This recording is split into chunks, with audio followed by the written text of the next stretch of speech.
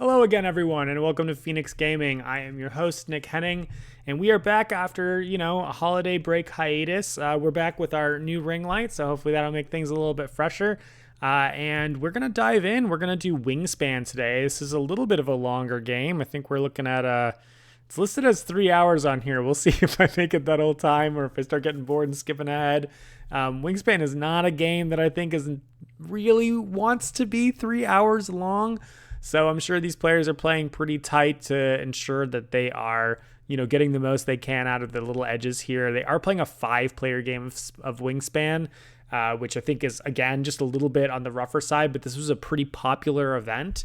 I do think that Wingspan's probably a bit tighter at 4 players, a bit more fun at 4 players.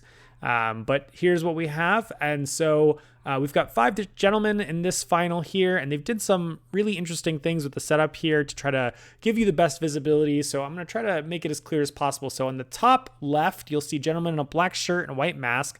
That player is Alan. He's the first player, and you'll see that he is the board on the right because essentially the overhead cameras are inverted from the camera that's facing the players, right? So Alan is on the right side. Aaron, and hopefully I spelled his name right, same with Alan, actually also same with Brett, I'm not sure if those are the right names for spelling. Aaron is in seat 2 in the blue shirt and the black mask. Robert is in seat 3. Robert we saw actually in the Terraforming Mars final, and so I am terrified, honestly, of seeing Robert in any kind of game because he made his way to the top of 2 very popular events, fighting his way through 5-player games. So either he is the luckiest man on the planet or just really knows his stuff. We've got Jeff in the orange shirt, who's in the 4th seat, who played against me also in the Great Western Trail final, which is probably the next game that I'm going to do. So I know that he's quite good. And then we have Brett in seat 5 over there. Jeff, by the way, is in the orange shirt, and he's at the green at the bottom of my screen. So like the green name at the bottom of the screen. And then Brett, who is on the bottom right of the screen, is on the bottom left. His player board is. Hopefully you figured that out and put it all together. But again, player 1, Alan, player 2, Aaron, player 3, Robert, player 4, Jeff, player 5, Brett. And we are going to go ahead and dive in because this is going to be a long puppy. So we are going to go ahead and get started. For those of you who aren't so familiar, at the beginning of Wingspan, what you're going to do is you're going to get 5 bird cards in your hand. And of those 5 bird cards, you're going to keep however many you like, but however many you choose to keep is how much food you don't get. So you start the game with 1 of every food. There's 5 different food resources. And it looks like here we've got Alan keeping 3 food. So it looks like he kept 2 cards. And Aaron here is doing something similar, but he's keeping 3 cards and 2 food. That 2-3 split, I think, is more or less the default kind of starting choice for folks, unless you really don't like the cards in your hand. We see Robert is emulating that with keeping 2 cards and 3 food choices there. I think it's pretty rare to keep 4 cards and 1 food because you really want to get those birds out. Jeff also copying this, 3 food, 2 birds. And I'm going to guess that Brett is also doing, he looks like he's keeping 2 cards and 3 food. So I think that's kind of the default start, right? Is you want to be able to play the birds that you have, start building up your little, engine, whatever it may be on the board, whether it's bird based or just habitat based. I'll kind of talk through that a little bit more if you're not familiar with Wingspan, because there's going to be a lot of time here. So I'll switch between strategy commentary and sort of a little bit about the game commentary as it fits or as things seem to slow down or speed up throughout the game. I also am not totally familiar with all of the birds in play, but I'm okay familiar with them and hopefully can figure out what it is based on what players are doing. I have a screen up over here that I can try to look up the birds. However, this website only shows the outlines of the birds, but it does have a really good sense of what the rest of the card is. I assume that that's for legal reasons of some sort. And we've got Alan, I believe, starting the game, and I think he just drew a card. I didn't see what card he drew. Let's go back for a hot second because I think going first is a very big deal, and allowing you to choose what that first card is something that the first player gets to do that no other player in this game gets. So let's see if we can figure out what that little, tiny bird guy is. the tiny birds in general, I have to say, usually are stronger at the beginning of the game because they're tiny birds. They're worth not many points. They're usually pretty cheap to play, and they usually have a pretty decent power that's going for them. I'm flipping through, and I can see that he is a star bird on the left side, which means that he can make nests anywhere. I think that a lot of players underestimate the value of these wild birds because they really can kind of match the objectives. And if you actually look at the objectives on the player board, they're super hard to see. But I think two of them have to do with, at the end, have to do with the habitats that you have. And the ones at the end are worth the most points. So you want eggs on those specific kinds of habitats. And so the starbird there is going to let him, let me see if I can figure this out. It's a starbird. This is a cool website with a filter system. And we can keep a whole bunch of eggs. We're going to pause, you guys. We got to figure out what this is. This is important. I'm sure you watching me filtering through these is not exciting. It is a bush tit. That's exactly what it is. So the bush tit has a couple things going for it. First of all, costs 2 food. So it's a little bit expensive to start at the beginning of the game. It's got that star power that I mentioned, right? The ability to be any kind of nesting habitat. You can put up to 5 eggs on it, which is just increases its potential victory points throughout the game, right? So if you capped out this bird, it would be worth its default 2 points that are on it, plus up to 5 for eggs if you take the actions to fit eggs on there. Its ability, when activated, is that you can tuck a card from your hand behind the bird, which allows you to lay an egg on the bird. So essentially, every time you activate it, you're scoring 2 points. 1 for the card, 1 for the egg. Really, really powerful ability because you can actually put that ability, this bird goes in any habitat. So it's a star in that it's basically, this is just the wildest bird. It's a wild habitat, wild nesting situation. And if you have excess cards, you can turn them into eggs. This is a really sweet bird to put in your bottom row because from your bottom row, gentlemen, we'll go ahead and get started again. From your bottom row, you are then able to essentially draw cards, tuck them for points, and put eggs on that bird, which kind of allows you to ignore the middle row. Now, the middle row is really important in Wingspan, especially in the base game, I think, because you could score a bunch of points with it. But, it's a Euro game. What do you not want to do in Euro games is score points at the beginning. You want to score points later. But one thing that Elizabeth did that was really, really clever in the design of this game is that you must use eggs in order to expand your bird. So to play in the second column or third column or fourth column, you need to start paying eggs in order to do that, which I think is a really nice push and pull between, like, you need to get eggs at the beginning of the game. The bush tit is going to allow Alan to cheat that rule. He's going to say, look, I don't need to score points at the beginning. Essentially, I'm just going to put points on this bird by taking the other actions that are actually building engines and systems here. And then I can go from there. All right, we got another teeny bird here. It looks like it's got a one-time ability. I can't see a whole lot else about it, so it makes it hard for me to... Oh, okay. It looks like it's one of these birds that when you play it, lets you draw cards. So there's a few birds like this that one time when you play them, you can draw cards. Looks like he's drawing 2 cards, one off the top, and then he decided to draw a card from the middle of the offering up there.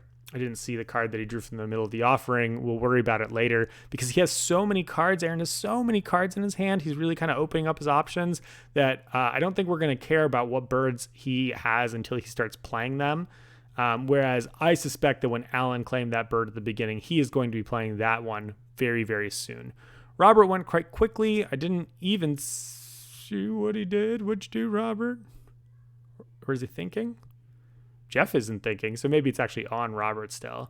Maybe he was hoping that one of the 2 cards that Alan or Aaron took would still exist for him. Let's go back to Aaron while Robert is thinking then. Oh, nope.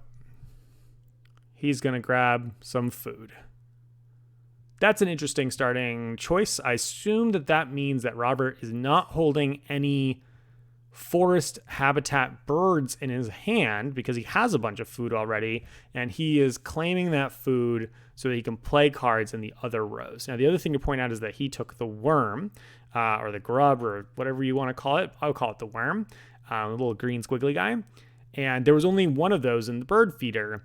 That is a very prosperous food for the birds. They love to eat that bird. To eat that food. So he might have grabbed that earlier.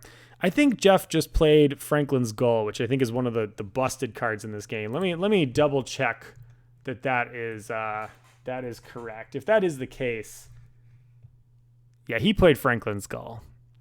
That's right off the bat. One of the problems that I have with the Wingspan is that there are a couple of birds in the base game that are just really, really powerful. Franklin's Gull does the following. He allows you to discard an egg to draw 2 additional cards. So Jeff has played that, and you could play it in your bottom row or your middle row, but he's chosen to play it in his bottom row, which is the much craftier thing to do, because now what happens is when he runs his middle row, he's going to put 2 eggs down, and then he's going to pay an egg to draw 2 cards. So essentially, he's invalidated the need for him to ever draw cards from the bottom of the board. He is just going to make eggs, which are points, and draw cards that way. It's essentially kind of like what I was talking about with Alan and the bush tit, except for the other way around. Jeff is going to end this game with a gazillion cards in his hand, which, having extra cards at the end doesn't really help you, but it does increase his options later on. Looks like Brett was not necessarily too happy. He went ahead and drew a bird card. So right on the first round, I'm certainly most excited to be in Jeff's seat. He's opened one of the killer cards that's amazing. So what's so good about Franklin's Gull? I'm gonna miss a couple players going, but if I just keep pausing all the way, we're gonna be here for a million years. So let me talk about Franklin's Gull. Like I said, you pay an egg to get 2 cards. So there's a couple birds that do this. Pay a resource of one type, and the resources in this game are the food, the eggs, and the cards, to get a resource of a different type. Now, at parity, that's fine. If you're paying 1 food to get 1 egg, or 1 card to get 1 egg, fine, so be it. The thing is that this bird does it at a better ratio, right? So paying 1 egg for 2 cards, roughly the way the game is designed. It's not fully true, but roughly the way the game is designed. Each of the resources are similar in value to each other. That being said, eggs are generally considered to be the weakest. You can just see that by looking at the way the board is on the first column. If you take gain food, you get 1 food. If you take draw a card, you get 1 card. If you take lay eggs, you get 2 eggs.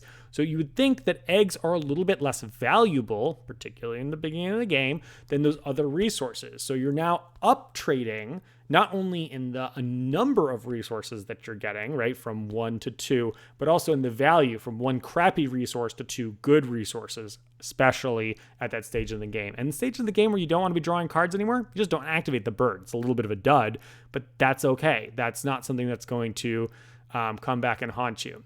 I can tell Alan's going to be our thinker this game because he's really, really deliberate in his plays, even though he is basically executing the bush tip plan that he set up from the first turn, and he went ahead and he played that in the top row. Now, normally I play the bush tit in the draw cards row because of what I was just talking about with the Jeff strategy, right? If I draw cards, then I can tuck them immediately under the bush tit and get some resources. That being said, I think that Alan's got some other plan that he's executing for, or is kind of, right, because he needs cards to fuel the bush tit. So he's going to maybe be bouncing between getting food and drawing cards, or is maybe just planning on using it a couple times to sort of get everything running at the beginning of the game. But that's definitely a very deliberate choice to put that up in the food zone there. I like that Alan is being really great and using the WSBG card playing system, but it's kind of sucks for us seeing what it is. So he's playing some other little weenie bird there that I can't quite see what it is. And I'll tell you right now, without any kind of search capacity here, I'll be looking for, through 190 bird cards. So we'll try to figure it out as it goes along. But like I said, usually little birds are the best at the beginning of the game. You can tell it's little because it looks little. The reason is that the little birds tend to have, a little perk when you're activating it. You're building your little system that gives you that bonus that you want to go for.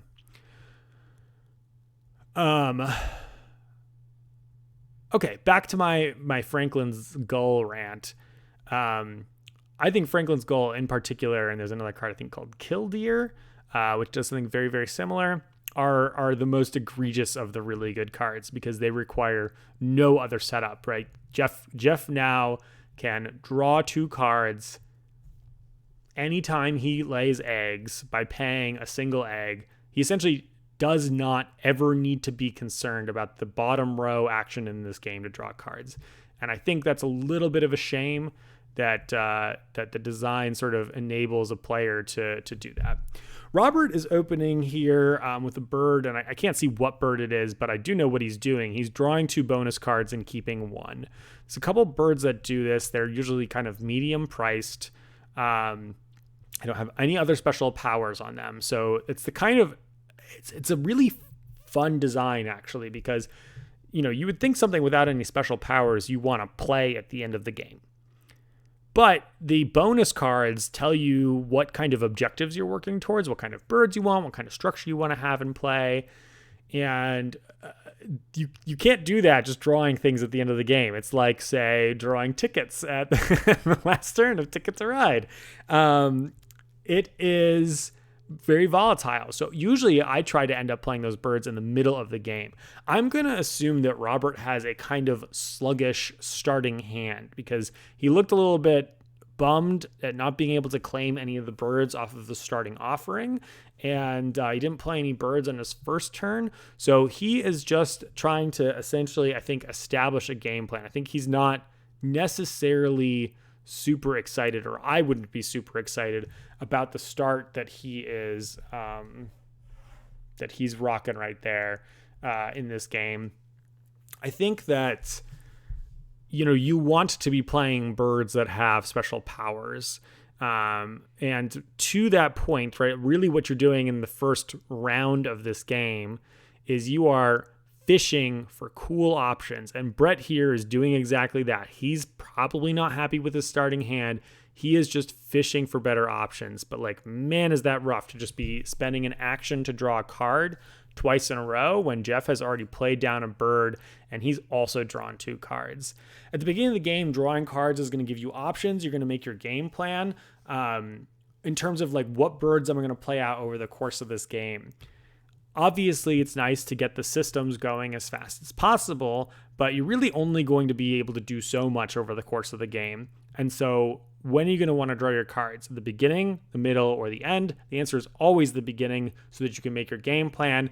You'll be drawing some cards in the middle, and you basically want to be drawing no cards at the end. Looks like Alan went ahead and drew a card as well. And you've noticed that the players have just stopped drawing from the middle offering. I think this is another part of the Wingspan design that's a little bit clunky. Those 3 cards, they shuffle at the end of a round. The 3 on the purple you can see in the top right corner there. Those 3 cards will replace at the end of the round. But what usually happens is a mad dash at the beginning. Sometimes people are excited or they draw something out from when you go to refill it, there's something there. But if there's 3 birds that no one wants, they'll just end up sitting there for the whole round. And what we've seen is players drawing off the top, drawing off the top, drawing off the top. Why are they not excited about those birds? Let's see. We've got one that's like an ibis-y looking thing. Those are the bigger birds. Bigger birds just cost more food. You can see, I think it costs 3 food, and paying 3 food is very hard to do until you have a food generating engine. And those birds tend to be worth a lot of points and cost a lot of food. So they tend to be end of game birds. That second bird there is a woodpecker. I feel like all the woodpeckers kind of suck. Let me see if I can find the right woodpecker so I can dunk on this guy appropriately. He's an acorn woodpecker. Okay, so the acorn woodpecker costs 3 wheat and is worth 5 points, which is not that great a ratio. It's okay-ish. And his ability is that you can gain a wheat from the bird feeder. But that means if the wheat isn't in the bird feeder, the card might actually do nothing. So you might have paid a ton of resources to do nothing. And then that last guy is a mallard. Nope, it's a duck. He is nope, not a duck either. Some kind of water bird. I don't know what he does, but he also looks like he's a little bit expensive, costing 2 food. And, at the beginning of the game, when you're only drawing 1 food with an action, you start with your 2 or 3 food, depending on how many cards you had. The ideal is really that you are going to go ahead and play birds that either are really high impact for 2 food or birds that only cost 1 food. All right, so Aaron revealed his hand. He played the bird that he played in the middle that we didn't know what it was is a migrating bird. This is my favorite birds in the game. They're really fun to play. All the migrating birds, they usually cost somewhere between 1 and 3 resources, but 2 is the most common. And what it does is when you activate it, if it's in the right-hand side, you can fly it to another row.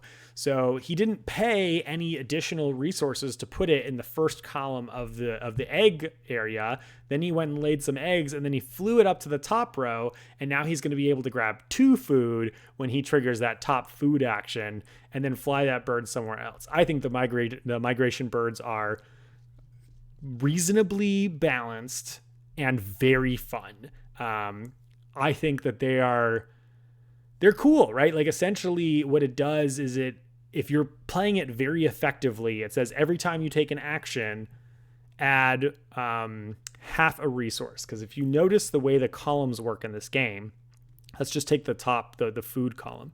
If you take food, you get 1 food, which is what Jeff is doing right now.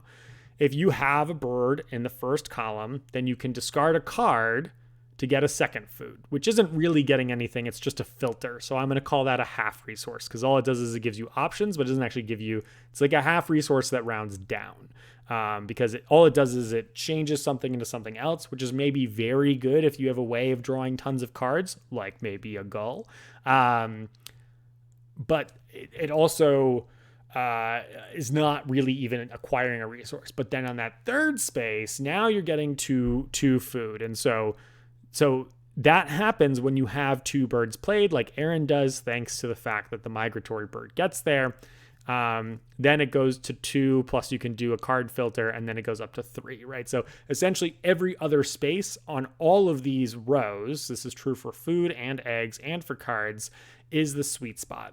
Having 1 bird in a column, not so beneficial. Having 2 birds in a column, quite beneficial. That is, in terms of taking those actions, that's really those breakpoints of where things are most valuable. Alan there grabbed some resources. I think he may have actually, I don't know if he did grab another food and discard a card. It's a little tough for him to do because he needs the cards to feed the bush tit that's up there. So if he is doing that, he really wants to get some, card drawing engine that can make it work for him. Brett, I think, finally broke the bank and played some kind of vulture here. I think it's a turkey vulture. When another player's predator succeeds, you get a food from the bird feeder. Horrible card to start the game with because nobody has any predators in play. I think Brett is literally desperate to just start playing out birds. Playing out into the top column there is going to give him the option to essentially play another one in the top column so he can start getting 2 food at a clip.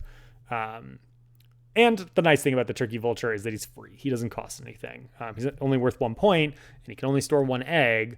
But he's not a terribly exciting card to have going on here. All right, it looks like Aaron is grabbing some food, and he grabbed 1 food, and then because there's a food left, so this is one of the things in this game is when there's 1 food or 1 type of food left in the feeder, you are allowed to reroll. And so he made this really awkward reroll of drawing of only wheat and only rats, and you can tell that wasn't what he wanted because he immediately picked up his cards and took a look at his hand. I imagine that he had in mind what he was hoping to roll, and I have to just venture a guess and say that it is worms, because everybody wants worms in this game. Worms are the most common resource that the birds seem to eat, at least in the base game. I haven't really played much of the other ones because I've mostly only played this game on Board Game Arena. I've played a couple times in real life, and I was actually sort of put off by my IRL plays. It just seemed kind of like okay. But then as I started playing more online, this game has really, really grown on me. First of all, I think that the diversity of bird options is great. And I do think that there are very serious concerns about balance issues across the birds. Some of them are just obviously trash, and some of them are insane. But they're mostly pretty decent. And also, just having an insane bird does not mean you're going to win the game. I think that Jeff is ahead by a long shot here, but that doesn't mean anything. He's got to play the rest of the game as well. Robert there playing some kind of ducky mallardy thing. Man, this would be so much easier if I actually like knew my birds, or if I had a physical copy of this game and I could flip through the cards. Usually those duck things allow you, or is it a merganser? Maybe it's a merganser. No, it's not a merganser. I don't think. The merganser would be exciting for Brett because they're hunting ducks. You can tell how much of a naturalist I am.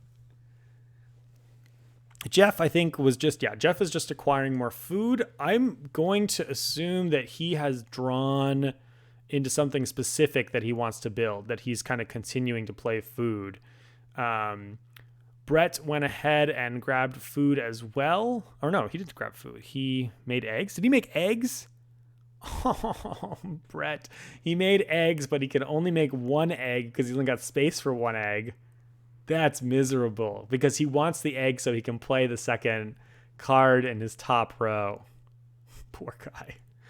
That's rough. All right. We've got some kind of, I don't know, gull or albatross. Not a gull. Nope, not that either.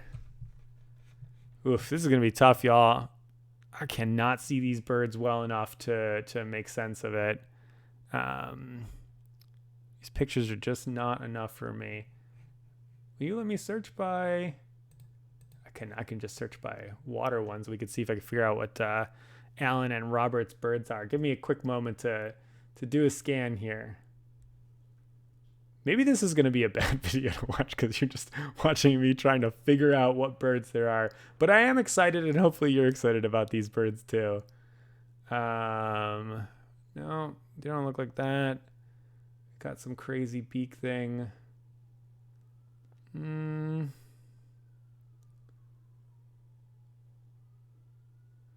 Nope, not a ruddy duck. I already looked up the ducks. Boo. All right. 4 more seconds of me doing a quick glance through.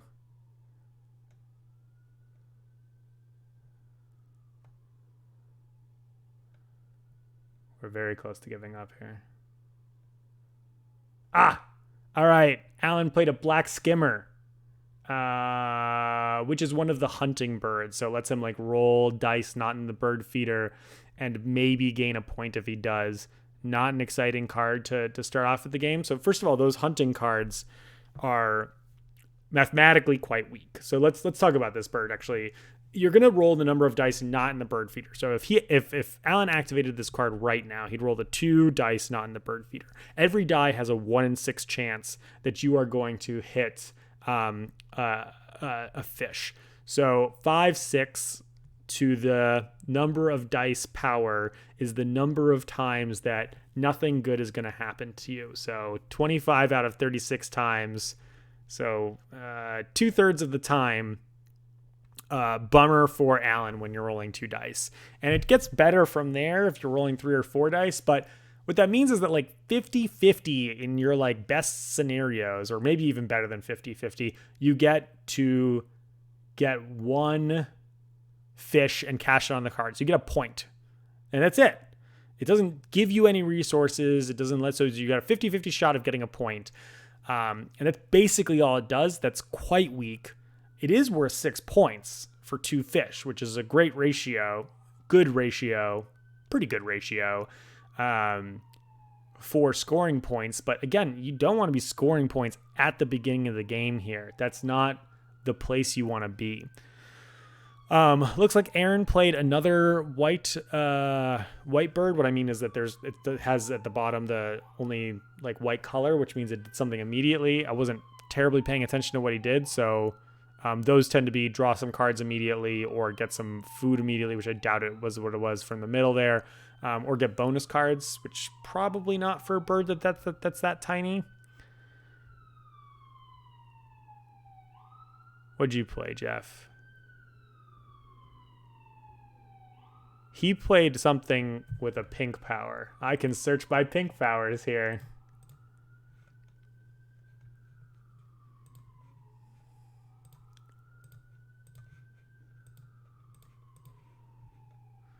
What are you? He played a horned lark. And so he played the horned lark the hard way. He paid 2 resources for 1 worm because he couldn't get the worm, because you're allowed to do always a 2 food to 1 swap in this game, and then 1 other resource. So he really valued playing this card. When another player plays a grasslands bird, tuck a card from your hand behind this bird. It's worth 5 points. I'm not going to lie, Jeff, that card seems bad to me. Tucking a card from your hand behind the bird he's going to have a ton of cards this game because the Franklin's Gull is going to give him extra cards. So it's going to give him an extra, actually, I take it back. It's going to give him an extra point every time a player plays into the grasslands, but only once per round. So if you're the other players at this table and you see him playing this down, right now Jeff is public enemy number 1 in terms of like, hey, I want to have any chance of winning this game. The way that you make sure that you can still play cards in grasslands is you pay attention. If there's a tempo that you're not trying to hit, you just are trying to take certain actions before the end of the round, then you wait and see when does the player right after him play a bird into the grasslands, because now it's my time to play into the grasslands, because you can only activate those pink powers, those on other players' turns, once from your turn to your turn. It's like taking a reaction in D&D. You got a limit there. So the players at the table should be thinking about that, because from the start here, Jeff easily has, I think, the most powerful combo going on right now. It's a 1-card combo, but Brett's struggling with this vulture here. Alan's got the exciting bush tit, but the not so exciting murder fish bird, whatever it is, which, by the way, was very nice for Brett to see. He wants Alan to fish for fish successfully all the time so his vulture can vulture. Aaron, I kind of like. He's got an explosive start by doing those white bordered cards, but his mid game's going to be a little rocky because he doesn't really have any powers on his cards. He's going to be leaning really heavily on playing a lot of birds and then using his migrator to make it so that his base actions are powerful, but he's not going to be getting a lot of bonuses for running his engine until he starts playing other birds that have, brown powers. All right, I really want to figure out what Robert's bird is over there. And I looked at it's a brown power bird. And he's facing to the left, and he's got a big honking face. So it can't be that hard to find, right? Really keep thinking it's a merganser, and it's not. It's not a northern shoveler. Ruddy Duck's got a big face, but you're facing the wrong way. I cannot figure out what it is. It's some like crested swimmer duck. It's not a common loon, is it? No, it's not a big enough head. I give up.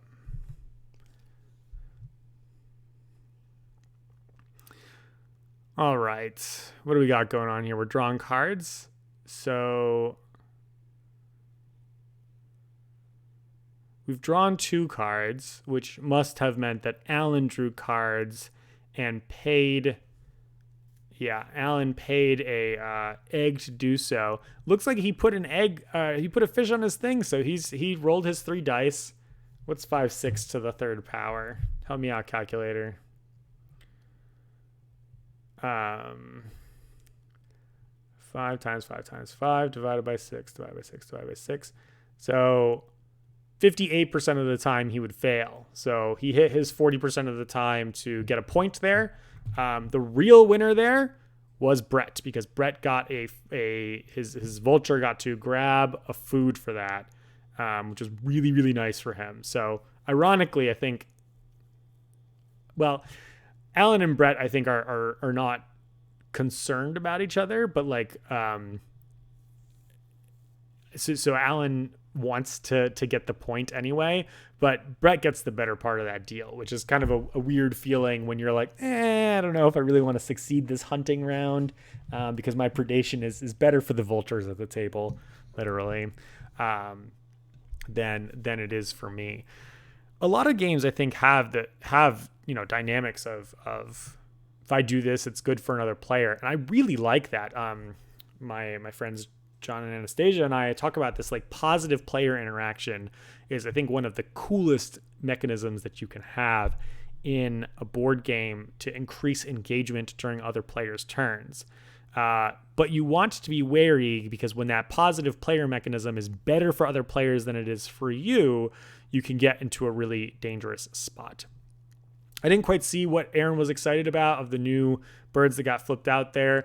We have discovered that looking at every single bird is going to be a challenge for us, so we're going to leave it as is. Let's see if we can figure out what his white power bird is there in the middle. All of these, like, little teeny birds almost all look the same. It could be a goldfinch because it's gold.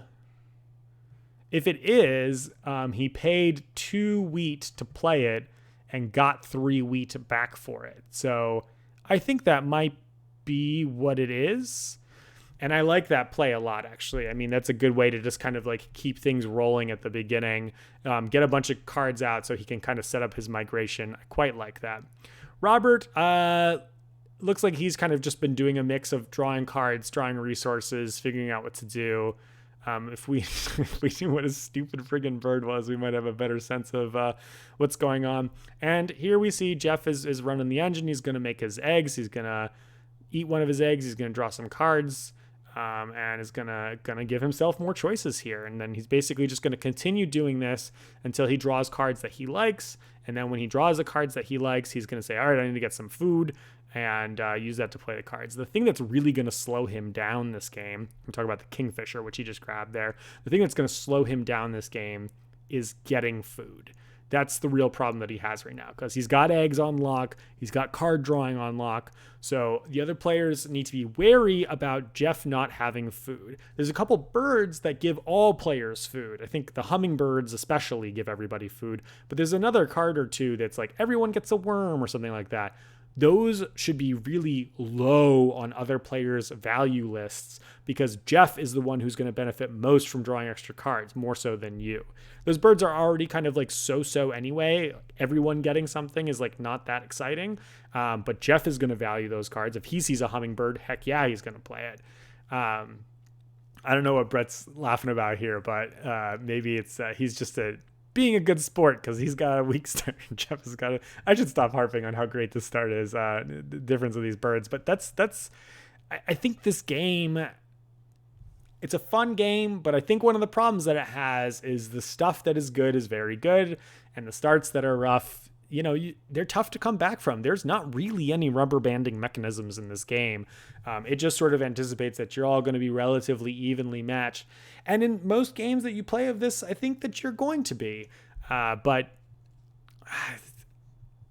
most is like more like 3/4 or 3/5 of games rather than like 90+% of games. So it's just something to be aware of that, in a game of Wingspan, like, you could be behind and you're just hoping to like pull together. It's very, very possible any of these players, including the ones who have a bit of a slower start here, can pull together a plan as the game goes on, draw a couple powerful birds themselves, draw birds that combo with each other. That's actually my favorite way to win this game, is birds that in a vacuum are just fine, but because you have them all kind of like set up in a sequence, that's really exciting. That's mostly, I think, there's not going to be a lot of other like kind of, I guess the other thing is paying attention to those end of round scoring bonuses. And I think the very first one is it wants birds with cavities, which also explains why Brett played the vulture. Actually, now that I'm seeing that he hasn't played a second bird up into that forest row there, I think he basically has just made the egg on that vulture, hoping to score tie for first if no one else is really going for those cavities.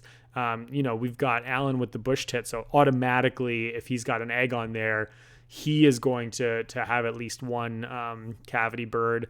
And I'm not going to look up all the rest of these birds to tell you whether or not they are the appropriate birds or not. I think the second round is eggs in the forest, then eggs in pebbles, and then eggs in sticks maybe. That's my guess for the third and fourth round. Either way, that setup there definitely really benefits those birds with the star icon for their nest habitat, that they can nest anywhere. This is a really good game for that because 3 of the 4 scoring rounds care about where you're nesting, and I think it's not possible for them ever to be the same as each other. So that just really increases the stock of those wild birds. Maybe it was the horned lark. Let's take a look at that. I wonder if horned. Of course, now I've got all my filters on.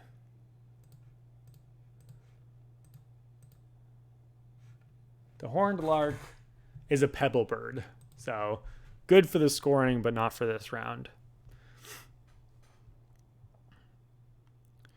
Yeah, the players here are definitely doing a lot more thinking than when I play online. I'm just like, take a thing, I got this. I mean, you need to think in lurches in this game because you're like, oh, okay, I want to play this bird card, which means I need to draw these resources in tandem. But I tend to think of 3 or 4 rounds kind of as a set. And so when that happens, 3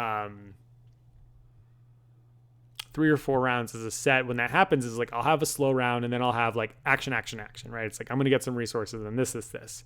All right. Aaron's bringing it. Is that the killdeer? Is that what it is? I think that is the killdeer. I said Alan, but I meant Aaron. Killdeer is Franklin's gull. It's the same bird. It's a pebble bird instead. Franklin's gull is a little bit more expensive, but also is a wild bird. God, that's another thing about Franklin's gulls. It's a star bird. Oh my God. I keep leaning over because my computer screens are overlapped to each other. Yeah, but that's just a dream. So now we've got essentially Aaron, I think, is very soundly in second position here.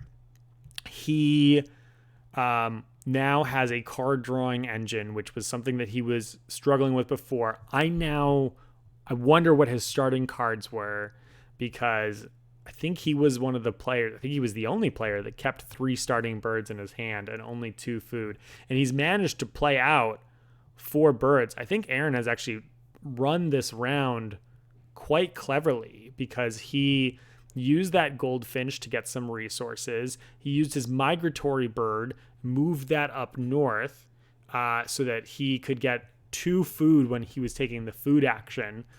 So he's essentially scooped up 5 food with just 2 actions, playing out the goldfinch and drawing resources.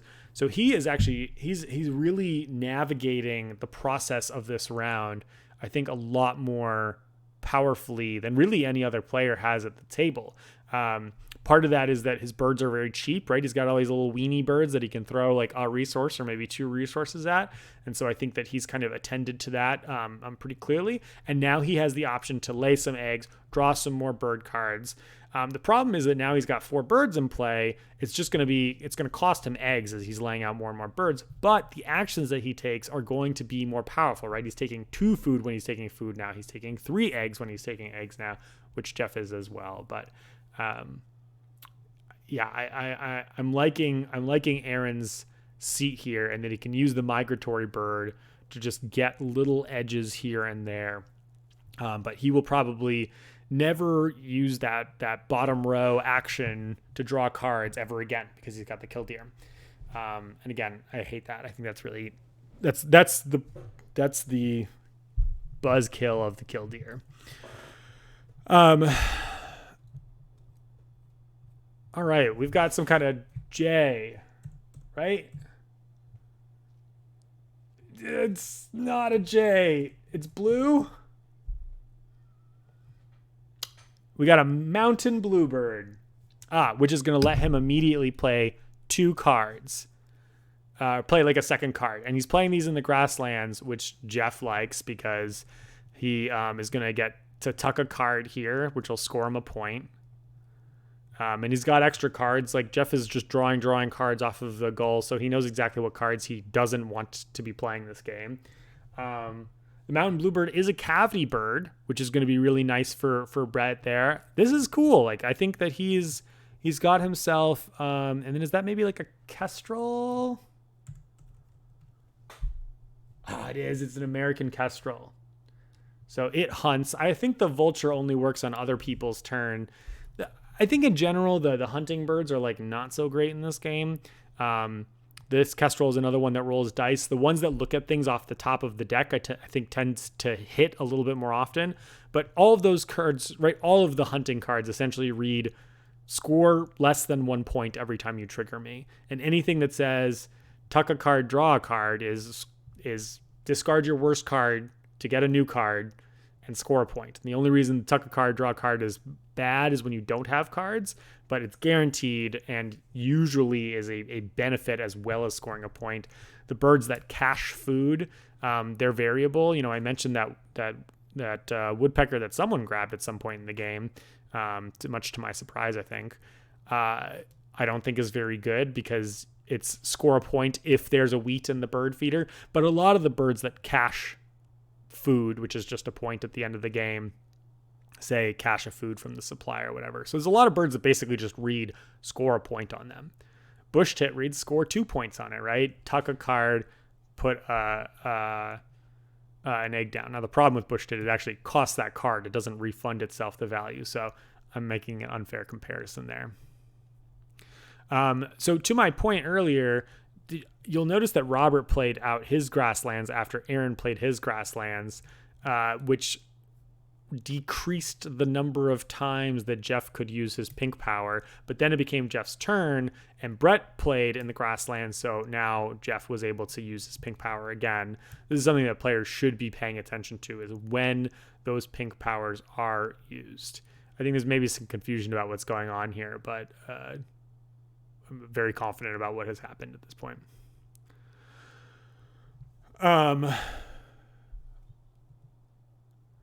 Normally these are the kinds of debates where I'd be like, is something weird going on here? But at the end of the day, like, these players have played Wingspan repeatedly for many, many hours today, and are probably just getting quite tired. It's very, very easy to make mistakes, especially at the pace of play of this game. I'm finding that I'm able to fill the airspace with me looking at pictures of birds and trying to figure out what's going on. But this is a lot slower than I think a fun game of Wingspan is.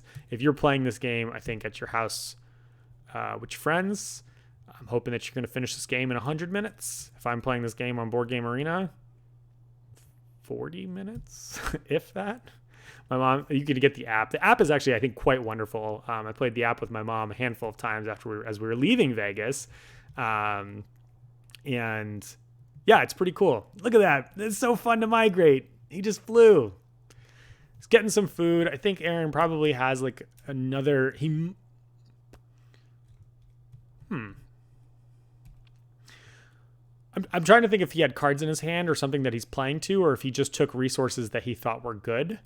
I think it's actually quite plausible that he just took resources that he thought were good, because he's going to be drawing tons of cards off the killdeer. I think that he's largely executed what he wanted his first round plan to be. And he, by the way, is on his 8th action, which means that Alan was on his 8th action too. So I think that makes it so that it's going to be the end of the round for us. So looking at Alan, drew cards 3 times, laid eggs 1 time, twice gained food, played 2 birds. Looking at Aaron, played 4 birds, gained food 2 times, and then one of the other ones. We've got Robert over here who's played 3 birds and then kind of done a medley of the others, mostly drawing food.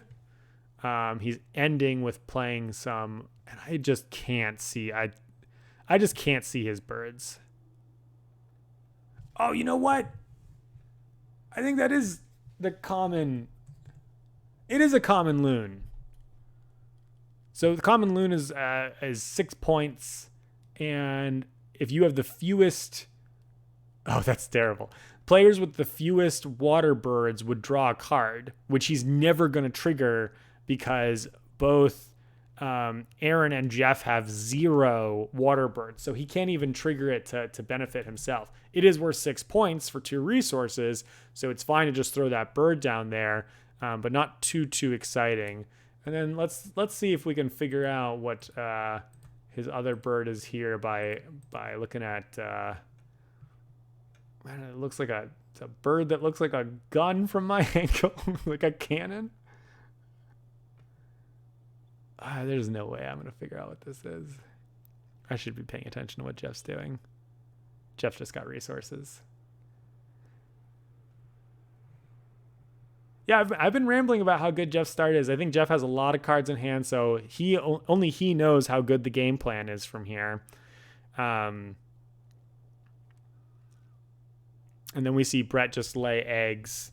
Yeah, that turn where he had to lay 1 egg instead of 2 was kind of a bummer, but I guess that's just what happens when he doesn't have any other kind of starting birds. But I do like that he managed to play out those 2 birds there, so now he's got an okay egg-laying engine himself.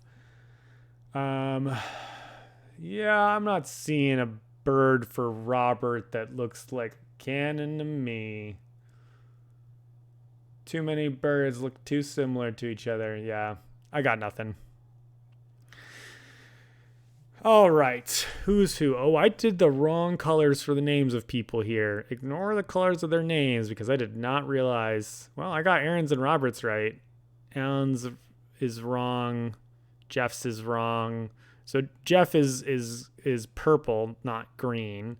Alan is green, not yellow. And Brett is yellow, not white. Can I change this right now? Let's see if I can.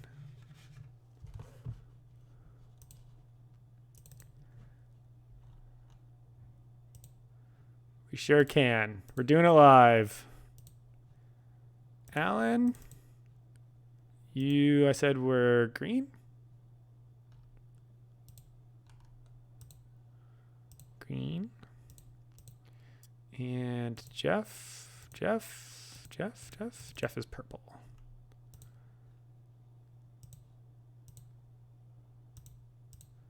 All right. We got our ring light, but we're not professionals yet. All right, so yellow, which is Brett, managed to get the most cavity birds that round. Is the Mountain Jay cavity bird? Or mountain? Yeah, turn off the filters. It's so stupid. The mountain bluebird is a cavity bird, and I don't know if the kestrel is. The kestrel is also. So Brett's game plan this turn, I think, was very respectable for the cards that he had. He did not have, I think, a very powerful engine plan going into this round. He drew some cards, he got some resources, and he said, look at the cards that I have. I've got 3 that allow me to play cavity birds. And that's the thing that I'm going to be rewarded for this turn. So he's played some birds that are, I think, kind of weaker birds, but they score okay points for what they are. And they're going to score bonus 4 for him being kind of lead player this turn in terms of having done those things. Looks like every other player had 1 bird of the appropriate type. This is where that Franklin's Gull and that Bush Tit with their wilds are just really beneficial. Like those players, Alan and Jeff, did not have to do. They did the same amount of work as everyone else, and those birds will be valuable in rounds 3 and 4.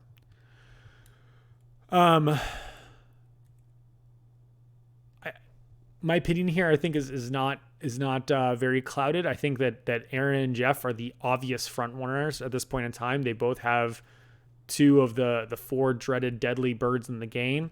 That one that just got flipped on the right side there is one of the other ones. It's pretty expensive, but it allows you to consume eggs to get food. When you have that bird, you can just kind of break rules of the game, right? You just don't need to go in the food, and that's the same thing that Jeff and Aaron have with not needing to go in the water. Aaron is a starting player right now. I honestly suspect that he's going to lay eggs. He's going to snap take that crow and get the food to throw that crow down so that he can basically just run eggs for the rest of the game and have it do everything that he wants it to do. He can use the eggs to draw cards. He can use the eggs to get food. He can use the eggs to do the egg thing, which is just getting points themselves. There's two of those. There's a handful of crows, but two of them, I believe, are pay an egg to get 2 food resources. He is indeed playing eggs out. This is one of those things that's like really, really boring, I think, about this game, is that when people play eggs, you need to be cautious about where you're putting them because you want them to be on the right space. Like especially if you have birds that end up paying eggs, but there are certain eggs that like get paid for here and there, but mostly it doesn't matter that much. It's just like egg capacity.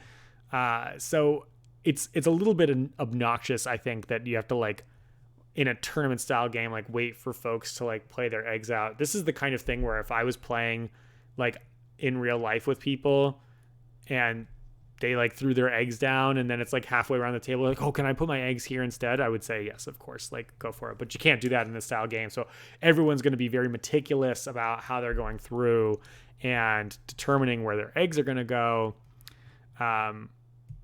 I don't know why he ended up throwing them all there because this is the round where you get benefits for having eggs up in the forest. So it's kind of a no-brainer, I think. There he goes, grabbing that crow. The crow is expensive, costs, I think, 3 food to play. But it's also like the other thing with these cards, right? The Franklin Skull and the Killdeer, they're cheap to play. So if they were expensive and did what they did, that would probably be okay because it would take a while to get them out, so that if you're just ignoring a third of the game, which is the drawing cards part, it takes effort to get there. And it's the same with the crows. The crows are expensive, but they're worth points. So if they were expensive and not worth many points, it would be a completely different, not completely different. It would be different. I think it's just a miss in the design. When you play on Board Game Arena, there's an option to just literally take those specific birds out of the game.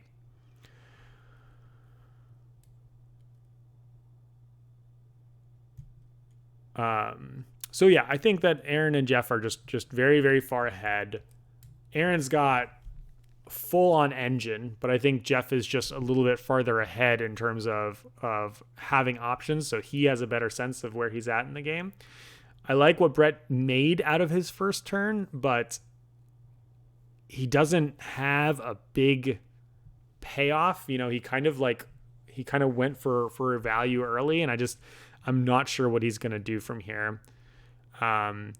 Alan seemed to just kind of like falter. I wonder if he had sort of a weak starting hand. He made his plan around the bush tit, and then he just kind of seemed to struggle. You know, he played that hunter duck thing that I think is not very good.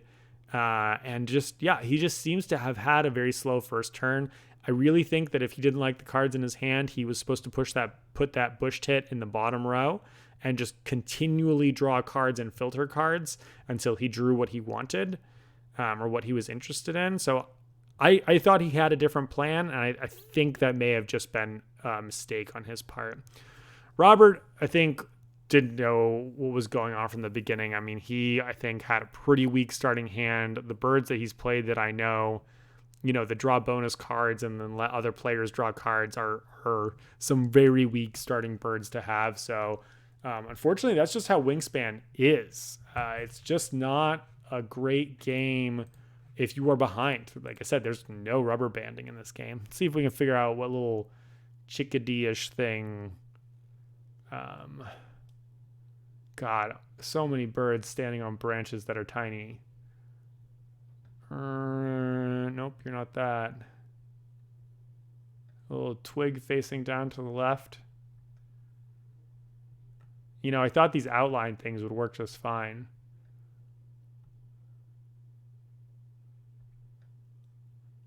I want to say it's a bush tip, but it's not. Maybe it's a gnat catcher. Looks like it's got a lot more text than that. Gnat catcher lets him draw extra food. Ah, here it is. The mountain chickadee. Gain a wheat from the supply and cash it on the card. So it basically scores a point every time he runs it. How are we doing time-wise? Of course, I moved off my... Oh, that's the wrong thing.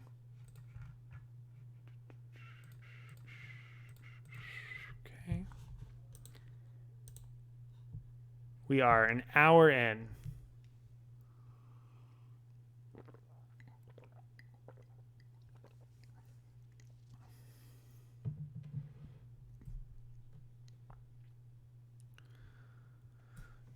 I'll say too, right? Like these players are all players who are probably more experienced in this game than I am. And you see when those birds come out, they stand up and look to try to figure out what it is, and not just the I see the picture, I know what it is. There's something really interesting about that. I'm gonna tell a story and reveal a little bit about my history. So I used to play Magic. I was only so good. I never played Constructed. I liked playing Sealed. I can ramble about that some other time.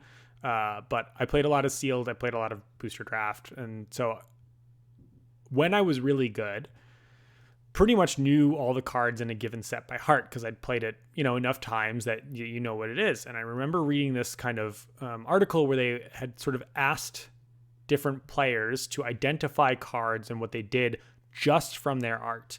And this isn't like any kind of like scientific study or anything, but pretty consistently the players who were the strongest are the ones who could tell you what the cards did just based off of their art. So you are supposed to read the card and kind of like make sure you're like updating and have that all information, but that just like level of experience of being able to see something and be like, oh, yep, that's what it is.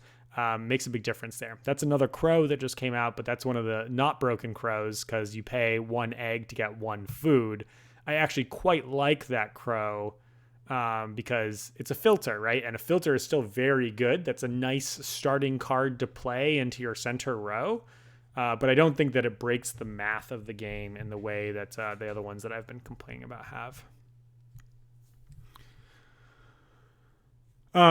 So anyway, recognizing art in games just I think goes a very long way to saying it really just indicates the level of experience, right? And experience is correlated with how well you're going to perform, even in a game with a decent amount of luck, like Magic or Wingspan.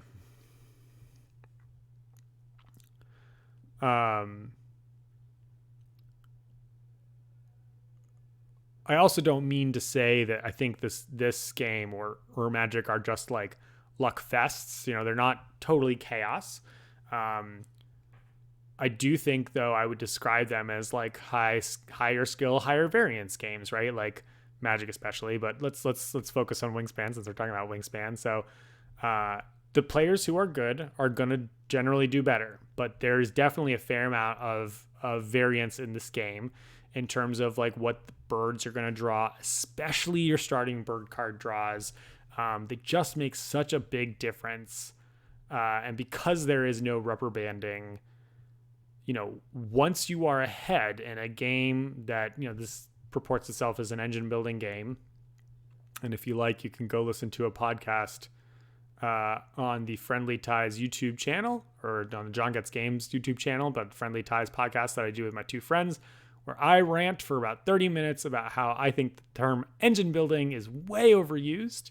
In this game, at least they just mean that as you play more birds to the board, your actions become more and more powerful.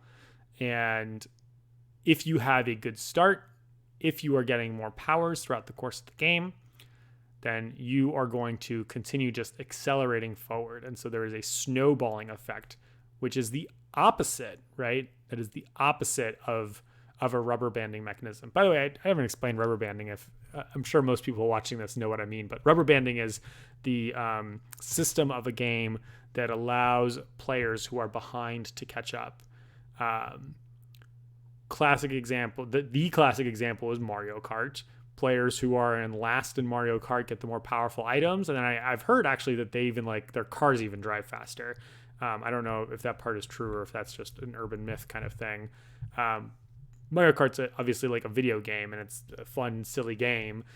So you do that so that you can have players who are losing and who are worse at the game still have opportunities to catch up, still have opportunities to play the game, still have opportunities to feel like they're in it. Some people would level the criticism on Mario Kart that it is far too chaotic. It's just a preference of what it is that you want, right? I think that every game has the right to be what it is. Another game that has rubber banding that I think is pretty infamous in the board gaming world is Power Grid. Power Grid's rubber banding mechanism is so powerful that the strategy of the pretty premier aspect of thinking about the strategy of that game is thinking about where you are in the game's perceived turn order, manipulating how quote unquote well you're doing to manipulate that is significant to the game. I think the Mario Kart style, the Power Grid style, those kinds of rubber banding mechanisms are probably too powerful for a lot of the kinds of games that almost anybody probably watching this video right now are interested in, right? They want to play a game where you don't feel like you're down and out, but they don't want it to be that losing is winning, right? That feels weird too. And so how powerful rubber banding should or should not be in a game, I think is a topic that I could easily talk for the next 2 hours and 15 minutes and 26 seconds, which is what's left in this video supposedly, about, but I'm not going to. I'll put it in my bank and maybe John, Anastasia, and I can talk about it someday. I'm going to take a quick pause right here and I'll be right back. All right, we're back. Let's see. I know we missed something. Alan played a card. That's that looks like a little teeny card that gets you a cash point or a food when you play it. Let's see if I can look at the brown power green guys. A big branch thing. A white-breasted nuthatch. Gain a wheat from the supply and cash it on this card. So gain a point. The number of cards in Wingspan that are gain a point is not insignificant. A lot of the birds essentially read gain a point when you run them. Where are we at right now? Is Alan thinking? Or is Robert thinking? It's one of them. I guess I could count the actions that people have on their boards. Oh, looks like Aaron was thinking. I guess he was debating about whether he was running the top or the middle. I'm a little surprised, honestly, to see that he is running the middle here. Is that a card that he really wanted that he just drew? I mean, he wanted it because he took it. Rather than, a lot of times you just draw random cards in this game. This has actually been a much more active bird offering than I'm used to seeing. It could be that because the players are more experienced, they know that the odds of finding something that you're really excited about is only so much, so they're taking the options that are good enough. I think that would be totally viable there.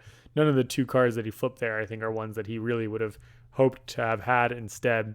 And now that I'm saying that I didn't quite get why I did that, because I think he really wants to play that crow, right? That he took. He wants to get some food. He wants to play the crow. The food might not be appropriate because I think crows need rats, and there are no rats there. So he'd have to get some excess food. So maybe he's kind of dragging for that reason. But also he might have figured out what his plan is for the next 4 actions of the turn, right? If he wants to hit that migratory bird and have it migrate down to the eggs, and then migrate back up to where the forest is, where he's going to get not paid, but he's going to get points this turn, then that might be sort of the ideal scenario for him.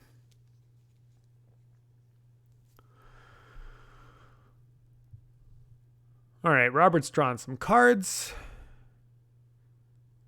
He's got to decide whether he wants to pitch an egg to draw an extra card. If he doesn't love what he's seeing, I feel like he kind of has to. This is one of the things about this game that I think is a bummer. So there he goes, drawing 2 cards. I think he knew that he wanted that card. This is a really common strategy, I'll say, by the way. When you're going to draw 2 cards, if you know you're drawing one of the face-up cards, you draw from the deck first, because if you draw something that is better, preferable to the card that you like wanted to draw, then you can draw your second card off the top of the deck. This is counter to like a lot of old school refresh things, because these refresh at the end of the turn. The way that the players in this game have been doing it, draw off the top and then draw from the face-up ones, is the more clever way of doing it. Whereas if it's an immediate refresh, then generally it's smarter to draw the ones that are face-up first, because then you can see the next one and say, ooh, I do want that, or you can draw randomly off the top of the deck. It's not quite as simple as that, but I do think that it roughly comes down to that. If you're using that sort of strategy of draw from the deck first, if it doesn't refill at the end of the turn, and if it refills immediately, I should be drawing from the offering first. But back to Robert, I think that I don't, this is the problem, I think, is that like he's behind, and I legit don't see a path to victory for him. He makes less food, draws fewer cards, makes fewer eggs than other players at the table, right? The 2 players that are winning. I think that Robert is in the roughest position here.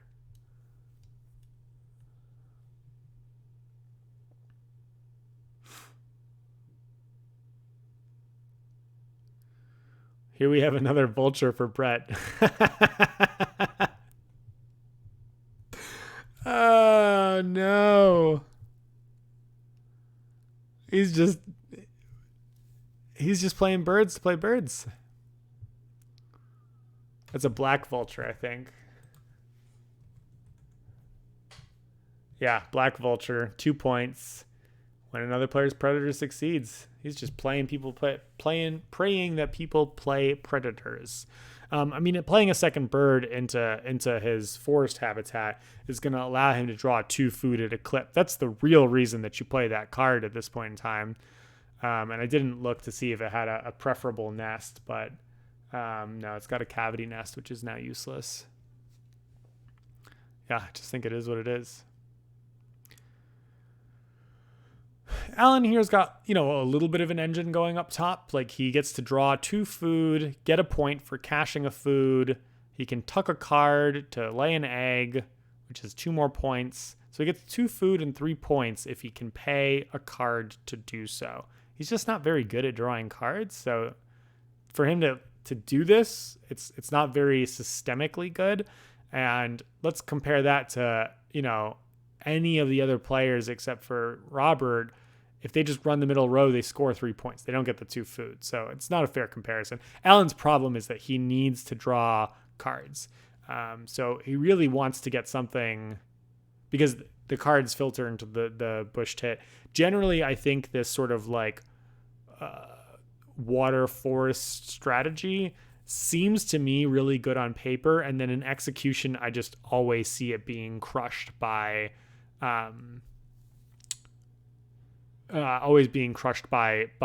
egg strategies. They just don't keep up when you have to bounce between the 2 of them.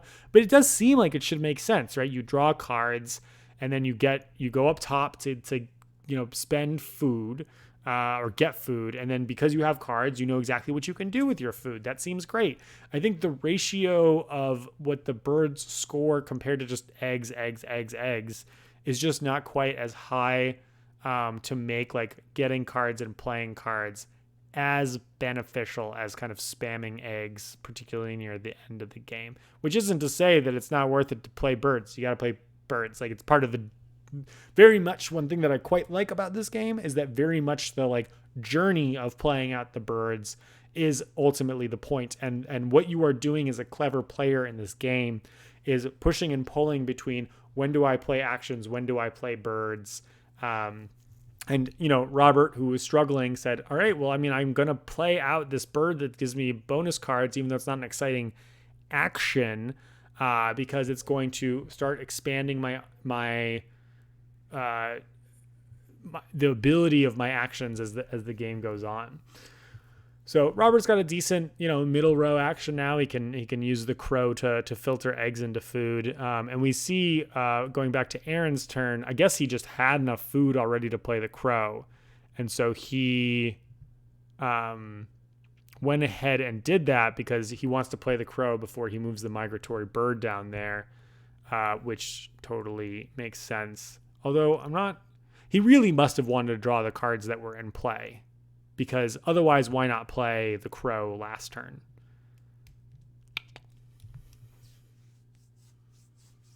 Yeah, I don't see any reason why he wouldn't have played the crow last turn, unless I missed around and I've just been rambling too much about my own thing. Oh, is that like a Carolina something that you got there, Jeff? Nope, it's not. I think I've seen that bird before. It, I want to say, gives you cranberries. Yeah, it's a cedar waxwing. Tuck a card from your hand behind this bird. If you do, gain a cranberry. That's a great card to go with Franklin's Gull, because now he can tuck cards every time he does the middle action. He's drawing cards, so essentially anytime Jeff is running his middle row right now, let's pretend that he's not going to spend food for an extra egg because he sucks at getting food right now. He's going to get 3 points for his eggs. He's going to tuck a card. That's a 4th point. Then he's going to get a cranberry. So he's at 4 points and a food. And then he's going to discard a card to draw 2 cards. So in net total, he'll have scored 3 points, 1 food, 1 card in that one action. That's pretty spicy. On the other hand, Aaron's middle row, when he runs it right now, if he runs everything, he gets 1 egg, 2 food, 2 cards. So turn by turn, Jeff is out clipping, but for options and card play, Aaron's in a better position there. So that's kind of interesting. I do think the two of them are just like in a full-on race right now. The other thing that they have to pay attention to, and the other thing is, you know, even though the other players at the table are probably just going to lose, is that the other players at the table, you know, they have to think, how am I going to win this game? And the answer is they need to build a cool little engine for themselves, which doesn't exist anywhere of the cards that they have. Alan is the closest with his top row payoff system there. But it's limited, and Brett and Robert's boards don't have a nice run. So the other question that these 3 players need to be asking themselves is, how can I outscore the other 2 players? And it's with those end of round bonuses, because those are pretty healthy. And sometimes it can be your bonus cards too. You know, if you have the right bonus card or the wrong bonus card, or a bonus card that you can lean a little bit more into, those will give you a couple more incidental points that are going to, you know, potentially make a difference there. It's unlikely that they can catch, I think, Aaron and Jeff, but I think that's their hope.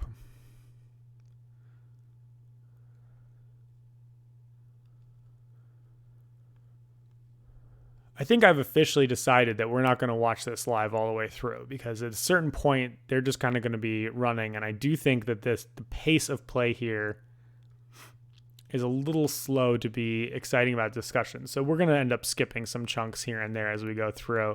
we'll see how it goes.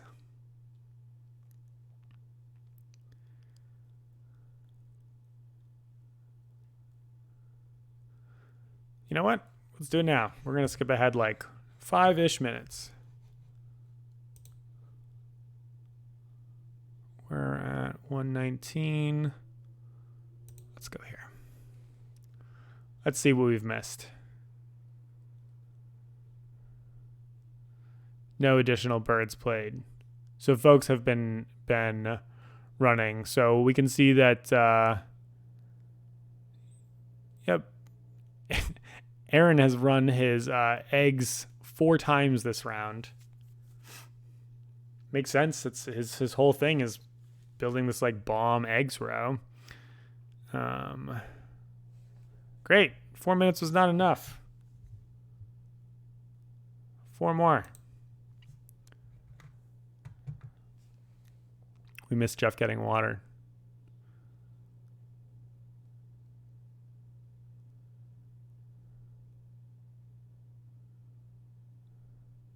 There must have been like a long turn or two somewhere in here. Because we did just jump forward like 8 minutes and like very little has changed in the game state. Obviously, I think what players are doing is drawing, right? Like we see Brett, like if you look at his board, bottom left, yellow, he's been drawing cards this turn. He's trying to figure out his game plan. Man, how horrible. He spent 3 actions drawing 1 card. He, made his plan at the beginning, said, I'm going to score some points. And then he just sputter. I think him and Robert are racing for last. Jeff is actually got a little bit more of a diverse turn. He mostly ran eggs in the first round of the game to draw a ton of cards and I think make his game plan. He is going to be running his middle, I think, to get those cranberries. He'll probably kind of be converting those. But I also think that he's going to take some food actions sometime because, he wants to score some points for that. It is interesting to note that Aaron, by the way, has the most eggs in the forest, I think by fair margin. So he's probably going to win this end of round scoring.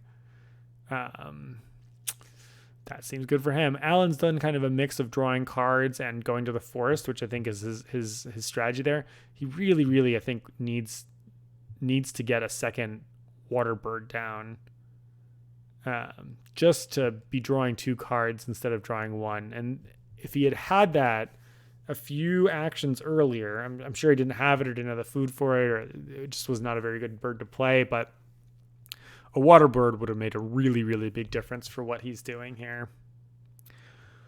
Robert played another thing into the middle. Okay, this is something I want to talk about. So Robert's, I think it doesn't matter anyway. Robert could be doing anything and probably just is not going to be in good shape for the rest of the game. And so be it. I'd say look at his face. He seems kind of dejected, but he also might just be tired, given that I know that he also played the Terraforming Mars. Or he does it the next day. But he's been playing a lot of games today. But he is sort of executing a very similar strategy to what Aaron and Jeff are doing by kind of playing a bunch of folks into that middle row and running the row. Now, those 2 birds there, all 3 of his birds have brown powers, and only one of them is asking him to pay an egg to activate its power. So I can't quite tell what those other birds are. Let's see if I can take a quick look and figure it out, because if those birds are just kind of doing a weaker version of what the other players are doing, you're essentially like dooming yourself to lose in the game. You are not going to lose by a ton, maybe, but I think that at a certain point, the catch-up mechanism that players need to choose in the game is, I'm going to do something wild that seems like a little bit, off temper here. So I think what Robert has there is the last one is a Mississippi Kite, which is a cheap bird to play, and it's a hunter, which is nice for Brett. But what does Robert care? The 2 of them, I think, are just behind, and they're joking with each other, I think, probably because of the way that they feel about it. But that's, it's a hunter bird. The most it's going to do is score a point. That's not going to break parity with Aaron and Jeff. And so if he's going to be executing a very similar game plan to them, but worse, you are guaranteeing that you're losing. Now, admittedly, him like kind of moving into a different strategy and trying to figure that out. Wingspan's not a great game for letting you really like pivot and do something kind of dramatic. That's something I actually will say that I think Euro games in general really struggle with. Something that I think I respect about the wargaming world is that you can throw a Hail Mary in a lot of wargaming style games, and in Euro games, like sometimes it is just a death by 1,000 cuts. And I think that's the position that Robert is in here. He is trying to make the best of what he has, but he is just going to slowly fall behind. I think that bird that Aaron played is a significant bird. Oops. It's the brown-headed cowbird. When other players lay eggs, it lets you lay an egg on another bird with a bucket nest. So if you have the appropriate supporting birds, it's going to let them essentially just lay an additional egg pretty much every turn. I think in any given round in a 5-player game, you can generally count on someone is going to be laying eggs. I'm being a little bit overly dramatic. It's not going to be every turn, but it's close to a point per turn, which is, what Jeff's headed lark thing is as well, right? When people have to play birds into the yellow areas. But yeah, he's made a lot of use of that cowbird or the lark there where I was kind of dunking on earlier in the game. And I think I've seen why it's so powerful, why Jeff really respected that bird. Because he knew he was just going to have a zillion cards, and having a zillion cards does nothing for you in this game.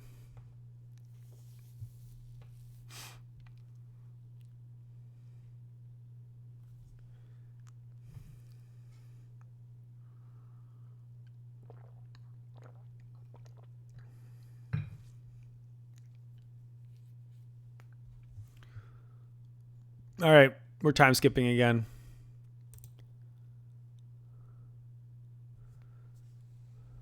Looks like Jeff's on his 7th action, so that will get us close to the end of the round here. Aaron, to end the round, looks like he just kind of continued to play some eggs out. He's got just 9 eggs in the forest. Looks like Robert, ran his little thing. He played some eggs as well. He's well behind in the forest. Alan looks like oh, yuck. He laid eggs the hard way because he wanted to have 5 eggs in the forest so he could get 2nd place. Yeah. Maybe he's also down to very few cards in his hand at this point in time. But like him laying eggs and like laying 2 eggs, that does not feel good. Jeff got some food. Hey, I mentioned that he might get some food. Now I feel clever and smart. The other thing that's nice about him having, I've been harping on like having 2 birds in a row is helpful because you get that extra resource. For Jeff, he's got so many extra cards from running that Franklin's Goal over and over and over again that pitching them for a food is largely not an expense to him. So here comes another card draw from Brett. Oh, he played out. I think that's the Ruddy Duck.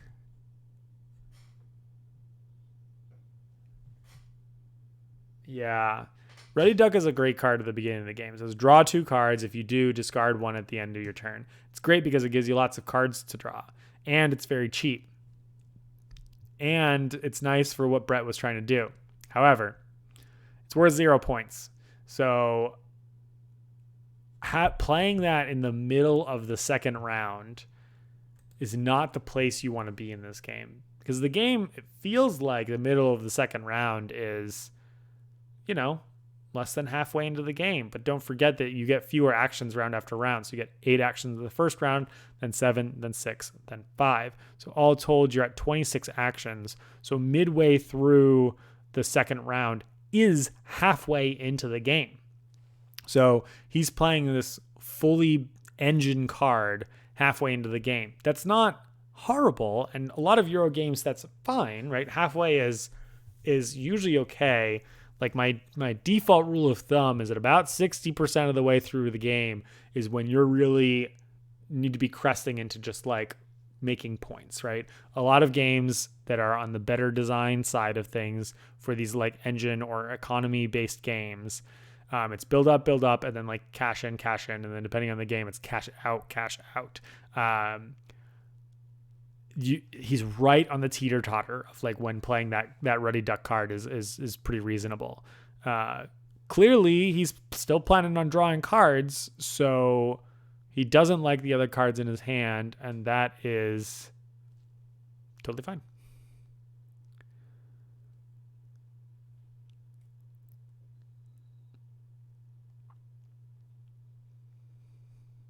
Hey, there we go. Alan's playing out that ibis-y looking thing that I saw earlier. Let me see if I can figure out what it was. Is it a brown bird?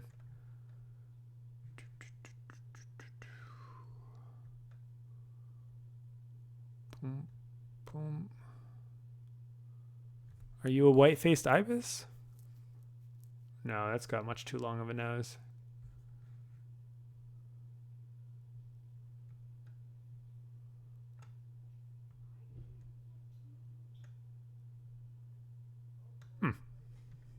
You are brown, right?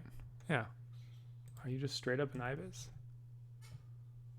Is it a white-faced ibis? Maybe it's a white-faced ibis. It's another bird hunter. It's 8 points is really what it is. And it's another cruddy hunter, which again is funny for Brett. I feel like he's gotten to see a couple predators out there. You'll notice that the predators are being played by the players in like third and fourth place, essentially. So it's a bit of a bummer for them. All right. That end of round went exactly as expected. Looks like they're taking a break, so we're going to go ahead and we're going to skip forward a bit.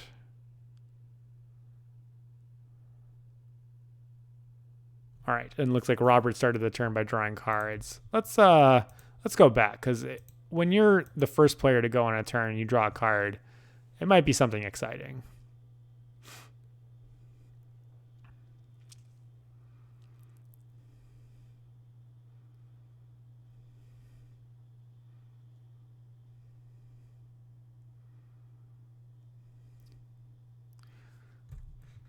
That's got to be a duck, right? It's not a duck. I don't know anything about water birds. This is ridiculous. He's drawn off the top, so apparently not that exciting. Oh, but it's his first draw. And then he'll pay an egg for a second draw. This is the point in the game where paying eggs for a second card draw is pretty painful. But if you don't have what because sacrificing points for actions is good in Euro games, up to a certain point. And it's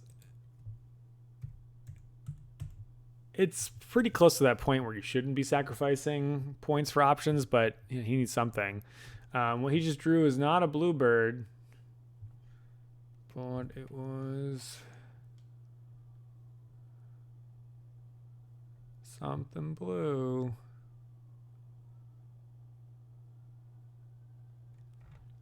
Couldn't tell you. We went back for no reason. Sorry, folks.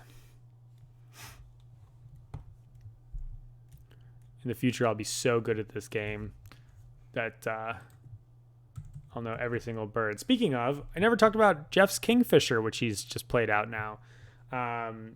Okay, so the Kingfisher is 2 food for 4 points, which is like but it fits up to 4 eggs on it, which is good when you're running an egg strategy like Jeff is. And it's another star bird, so it's a pretty good bird in that way.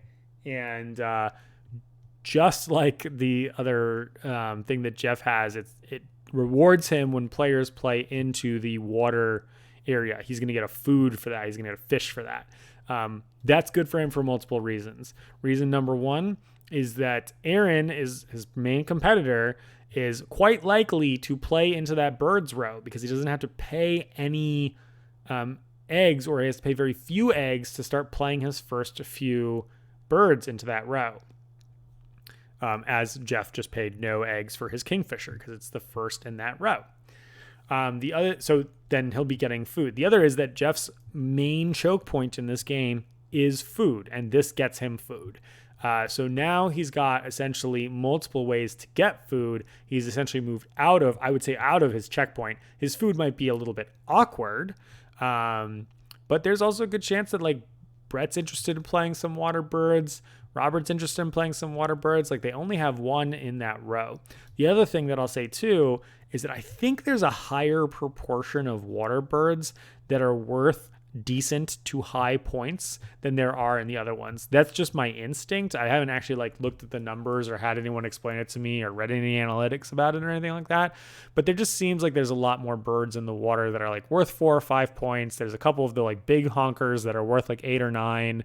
And there are in the other, there's your turkeys and your road runners that live in the grasslands and in the forest. But I think those birds tend to be on the teensier side, and the water birds tend to be, your ibises and I don't think there's any storks in this game, but you get what I'm saying.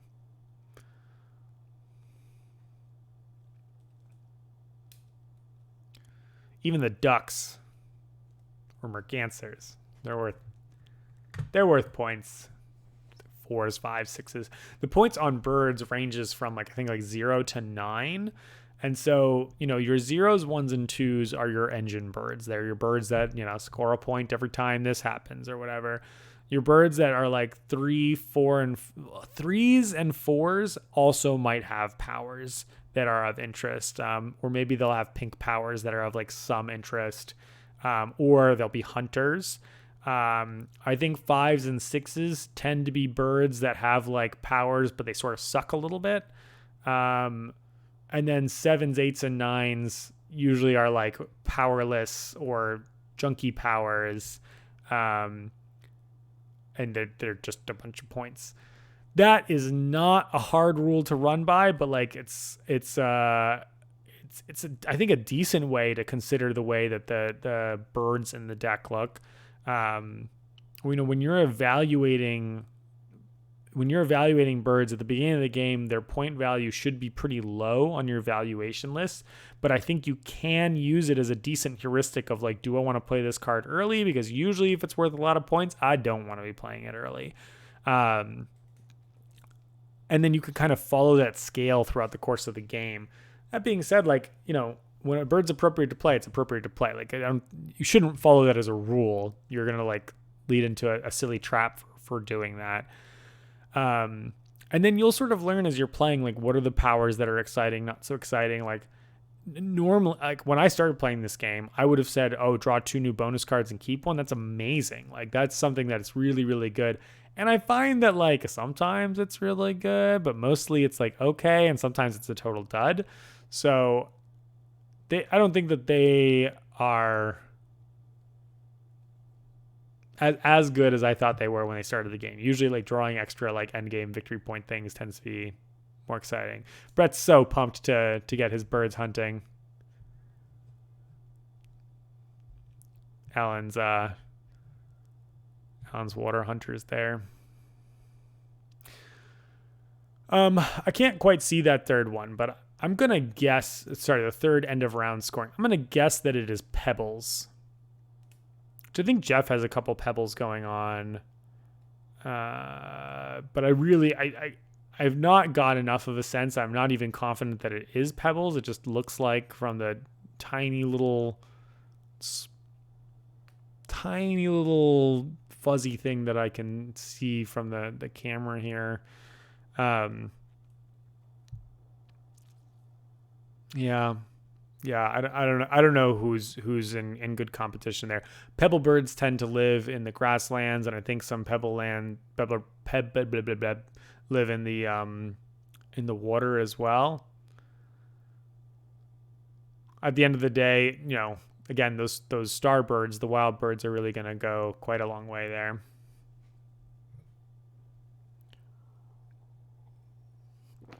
I see Jeff getting really excited about scoring his pink scores, his pink bonuses.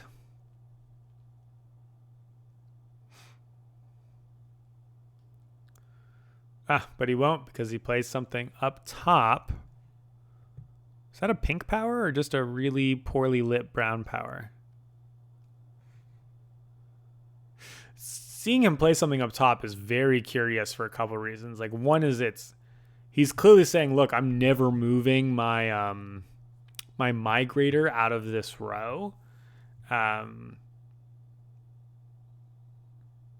Which is really interesting.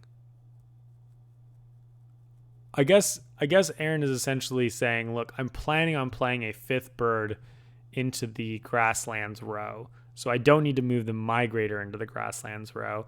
And I'm not going to be getting food from the top row because my crow can do that work for me. And I'm scoring points. So now that I'm saying it, he's locked his migrator bird up there, but I guess it just doesn't matter. He's never going to take food. There's no reason for him to do that. And my guess is that top bird is just a couple of points because it's not an engine bird, probably. Let's see if it is a pink bird. There are not a lot of pink birds that live in the forest. It could be a yellow-billed cuckoo, which costs him 3 resources, and it's a stick bird, which I suspect is the 4th one, 4th round benefit. And when another player takes the lay eggs action, he can lay a bird. Okay, so it's the same as his other bird. He's hoping that other players are going to lay some eggs, which of course they are going to, and that's going to benefit him when he does that. So he's trying to like essentially outclip Jeff by scoring some extra points when other people are playing things. I do wonder if Aaron is going to have any troubles running out of space to put eggs because that bird that he's got all the way to the right in the grasslands doesn't actually have any space for eggs itself. Although I think his chickadee has quite numerous capacity for eggs. Robert playing a 4th bird. I think I like that. Or is that a migratory bird? Or is it a bird that I like? Hold on. I like migratory birds, but we're looking for a bird with a crazy perpendicular wing situation. Are you a purple martin? Yeah, we think you're a purple martin. Tuck a card from your hand behind this bird if you do draw a card. Get a point as long as you have cards to tuck behind this card, which you generally will. Yeah, it's a get a point bird. You know, he's running. He's making his little engine there.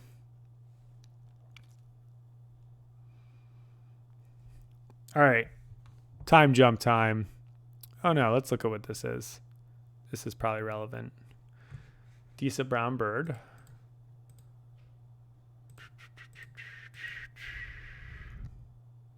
Oh, Jeff, put it back so I can see it.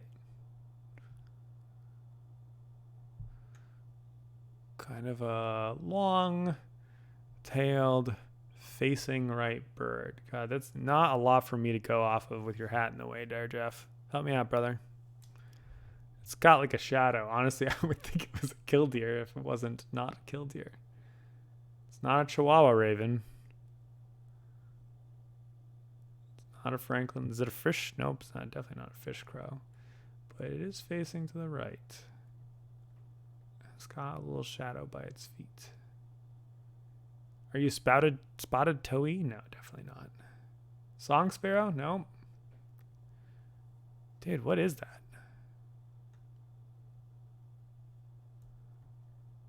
It would help if these were not shadows, but alas. This, by the way, is the stage of the game where actually it does become a lot more reasonable to play the predators.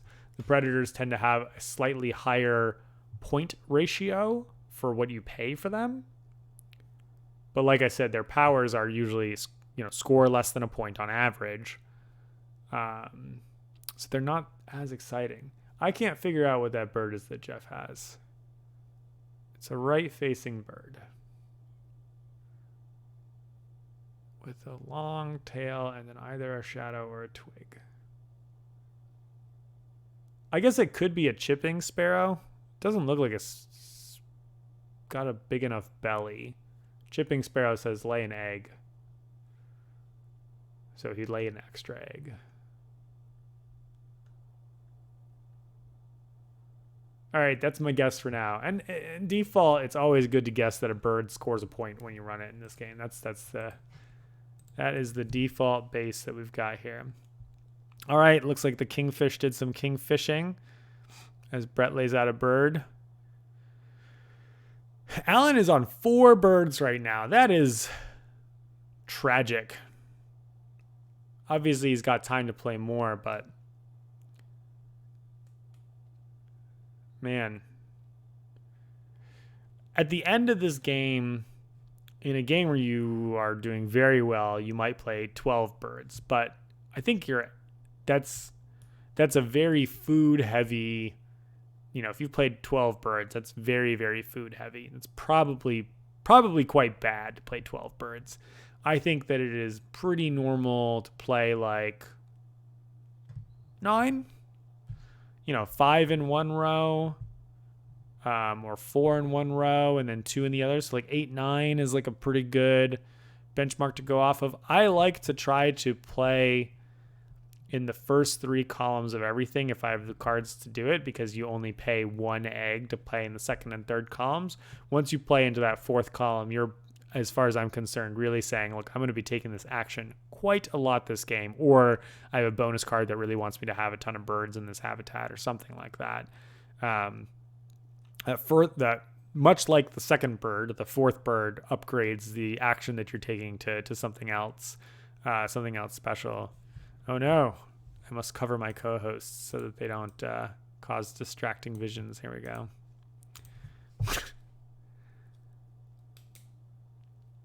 Here we go, laying some eggs. All right, we're gonna time jump a little bit. I'm doing, before I time jump, let me defend why I'm doing that. I think that a 5-player version of Wingspan, the game is not so interactive that what happens on one player's turn is deeply impactful on other players' turns. And I'm finding that as I'm skipping ahead and looking and saying, oh, this player did this player did this, like your micro turns in this game, with the exception of playing birds, are like, yeah, I get some food, I get some cards, and those are not so exciting for us to engage with and kind of see what the differences are there, especially since we can't see players' hands. And I can't even see most of the players' foods all that well. But also, like, it's not really what I'm thinking about at the table. Like, I'm not generally jockeying for any kind of position against other players at the table, except for those end round bonuses. So I look around and I say, hey, who's got the appropriate, birds of these types? Do I need to be concerned about laying eggs and filling those birds up to capacity this round? Or can I fill them up partially and still win, this particular category? Do I have the appropriate birds? Should I claim a bird from the offering that I normally wouldn't play because it's going to put me from second into first for this round's end of round bonus? Those are the kinds of points of interaction, but those are a lot more niche than I think often come up. Like, often it's, I play my birds, I run my bird row. I play my birds, I run my bird row. It tends to be a lot more like that. So we can do these sort of like skip forwards and retrospectives to see where players are at. I think I just skipped to Jeff's next turn. So let's do a little bit extra of a jump here and see where we're at. I think we got to the end of the second round here. Yeah, it looks like we got to the end of the second round. Looks like Robert made some eggs. Looks like Jeff is doing the eggs thing. Honestly, I think Jeff is just going to be running eggs a lot. It's going to be like eggs, birds, and that's going to be all of the rest of his game. Brett here got some food. Alan is going to be bouncing between cards and food, like we said, until I'm excited to see what kind of birds Alan's going to play.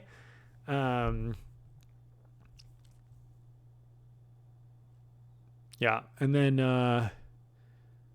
Aaron is making eggs too.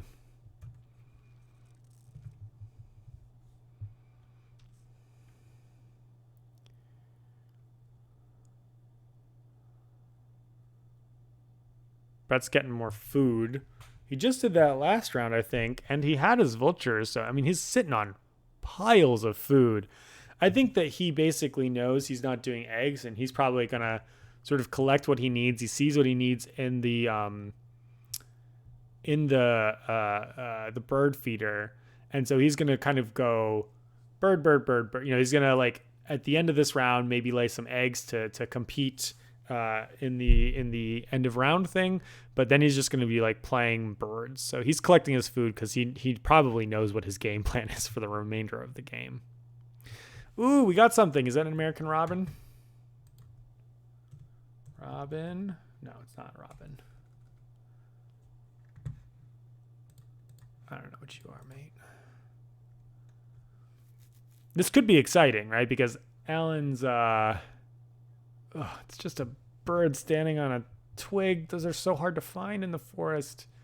It could be exciting, right? Because Alan's got this sort of only engine that is not an egg-based engine. I mean, I guess Brett doesn't have an engine in this game. Brett is basically just drawing bird cards and playing bird cards. Like, he does not have a particular system that he is running. Bird is facing the other way, Nicholas. Bird facing to the left, but twig going up to the right.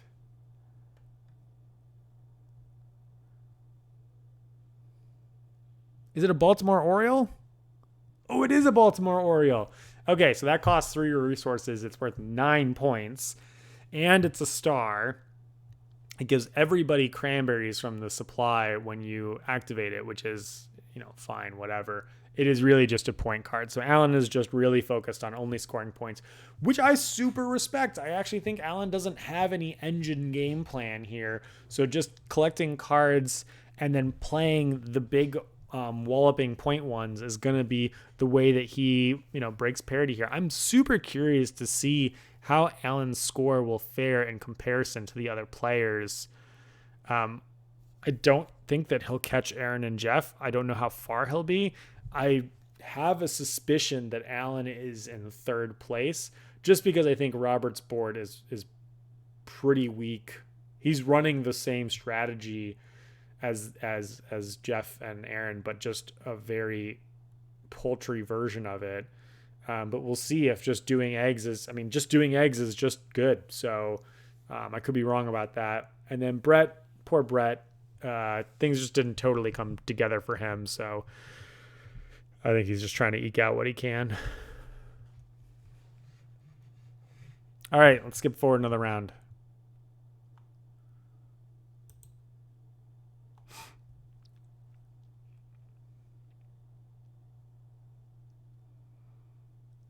Oh, Robert played another bird. A blue bird that's got a brown power. That's interesting. We want to know if you're breaking parity. All right, so we've got like a... Oh, yeah, that's the one he drew at the beginning of the round. So it's like a stick facing down to the left.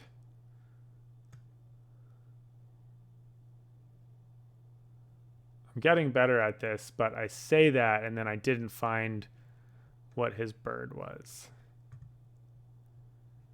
Is it it's an indigo bunting. Indigo, not blue. There we go. 3 resources for a 5-cost bird, which is not a great ratio. It gives you a food from the bird feeder. I think the indigo bunting is actually a totally legitimate option for the beginning of the game, even though it's very, very expensive. If you put it in the middle row there, it can give you some resources. Oh, but it's from the bird feeder. So if they're not there, he kind of whiffs. It's a sus choice. Yeah, I don't know that I would have pulled that bird up from the middle at this stage of the game. I think it's just too expensive for what it does. All right, so let's see what else got played. I think Brett just played that just looks like one of those water birds that's worth a bunch of points and doesn't do much else.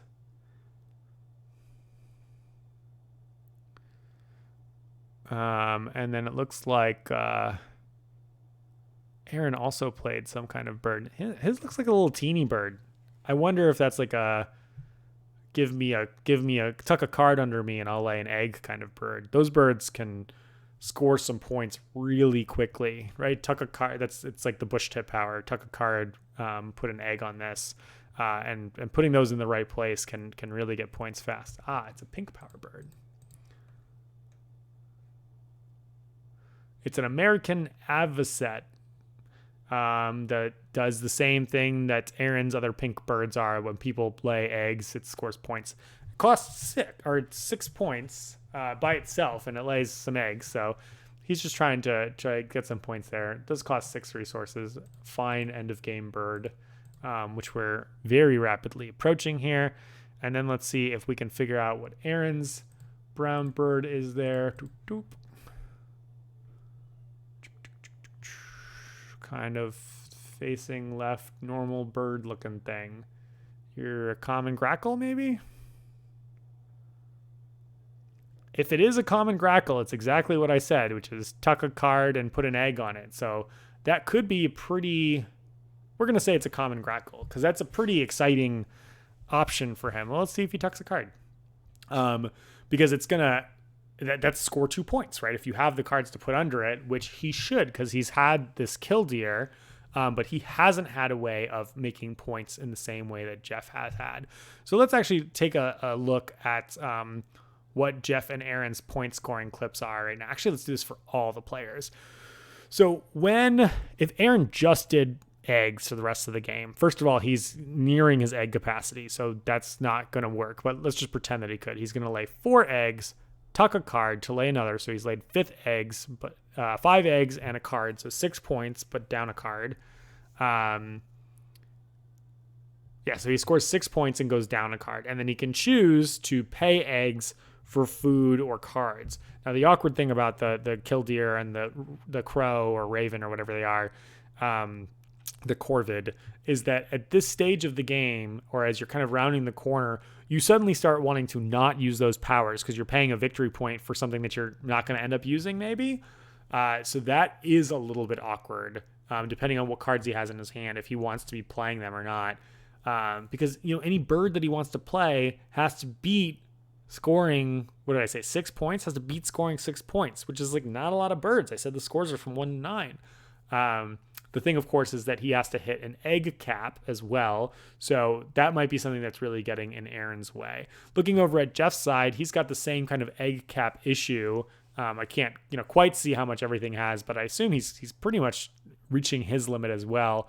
When he runs his row, he scores, what did I say that bird was? Lay an egg, maybe? He scores 5 points. So it might actually be that Aaron is scoring more points than Jeff is at this point in time. Jeff's got, I think, a little bit more food banked. So it sort of depends on what the cards in his hand are. If he can kind of convert those into more points. I assume that Jeff is probably, I don't know. I'm getting nervous. I mean, I know I'll spoil it now. I know that Jeff wins this game, but looking at it here, I don't think it's entirely clear that it's Jeff over Aaron. I have to assume that a bunch of Aaron's cards are not worth that many points. They're worth 3s and 4s or 1s and 2s. And I think Jeff's are 4, he's got a couple 4s here. That being said, he's got 6 birds to Aaron's 8 birds, and Aaron's got 9, 11, 14, 17 to Jeff's 6, 9, 11, 15. Okay, so pretty similar on eggs. The difference here is that Jeff has like friggin' 8 or 9 tucked cards or something like that. The fact that he's found a way to convert his cards into points are I think going, we know for a fact, are going to beat Aaron's capacity of laying more eggs because he gets these bonus egg laying actions as well. He's going to hit that ceiling of laying eggs very soon. So we'll have to see what kinds of birds he plays to break that up. All right, and Robert is scoring 4 points each time he does that, giving everybody or maybe giving himself some food, maybe hunting. I think that other bird there was tucking, and I don't know what that bird on the left is. I never have. So, respectably, actually, like Robert is scoring as many points as Robert, as Aaron or Jeff are at this point in time. His actually, like his row there is very good. I just think he's too far behind. Like his points are not there. He's lost end of round scorings. So I think those end of round scorings and bonus cards are going to be significant for those players there. Alan, when he's running the top there, hasn't really changed much from before. This is the problem, is that his actual actions are only going to score a couple points, but they also get him some resources. So the real question for Alan is, what can he do with playing cards out from his hand? Does he have cards to play that are going to, birds to play, that are going to kind of keep that difference of scoring there? Because he just is not scoring as much per turn. He can get 2 food, give everybody a food, get a point, tuck a card to get, so he can get up to 3 points if he's tucking a card.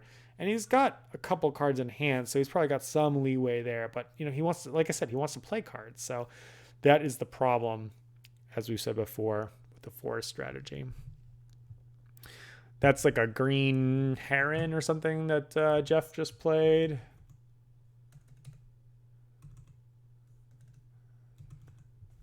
It's not a green heron. Pretty sure it's a heron, though.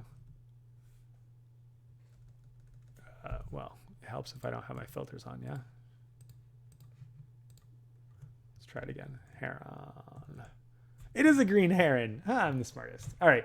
Anyway, its power allows you to convert one food into a different food, which is whatever. It's 4 points. So Jeff is playing it because it's 4 points, and it can lay 3 eggs, and it lays sticks, which I think, again, is the end of round for the last round. Which is definitely think is something that these players are thinking about. When we get to the end, I'm going to go on pause again. Bat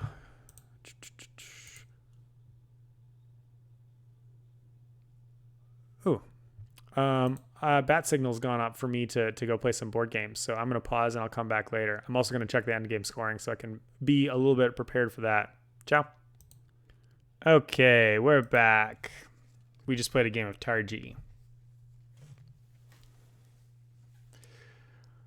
All right. Let me realign myself. Looks like Alan's thinking, so I'm going to guess it's his turn, which is always a decent guess. They're nearing the end of round 3 here.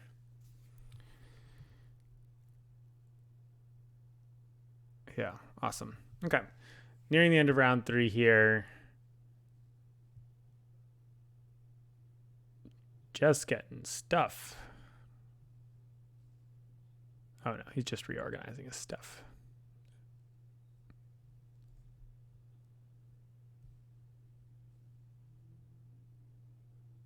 Oh, everyone gets stuff. Oh, it was a Baltimore Orioles situation.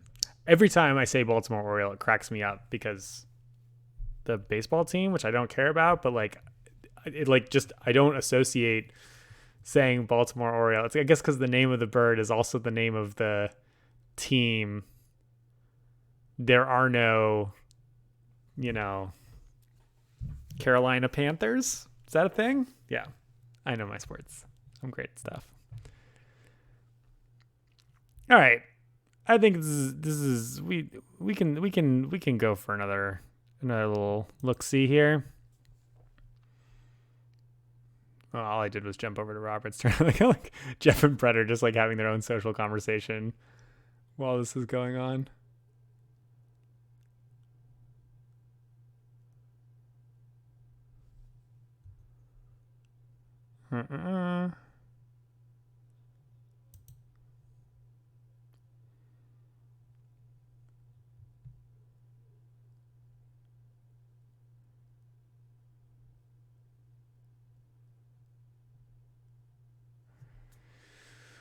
So it looks like Robert took a while thinking about his turn. Oh, he played a bird. Oh, he played a pretty bird.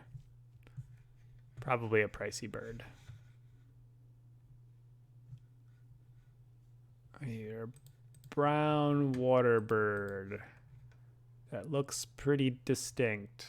Very peacocky. Okay, apparently not that distinct. Oh, there we go. A purple Gallinole, which is worth 7 points for 3 resources. This is a card that lets everyone draw from the deck, which I think a long time ago Robert would have preferred over his little quacker duck there that didn't end up doing anything for him, unfortunately.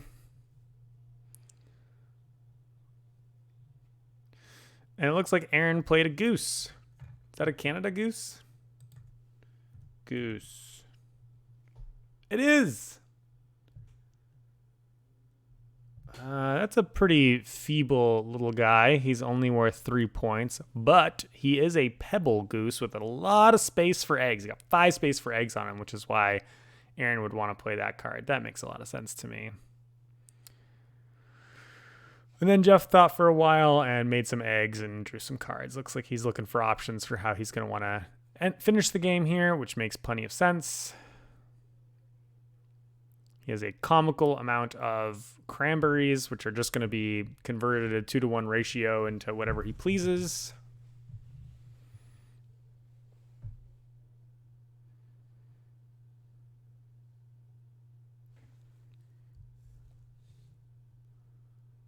Do a little jumpsy again. Looks like Brett's just setting up for the end game. Maybe he took food. I doubt he drew cards. Maybe, I think he drew cards earlier in the turn.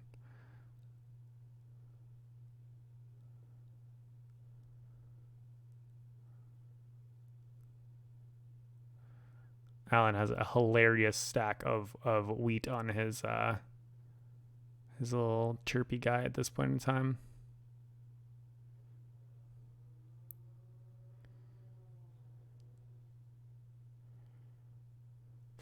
I suspect the players at this point are getting a little distracted by each other. Like the fact that it gets to a player's turn and they're then thinking all the way through kind of makes me think that they're like sort of resetting.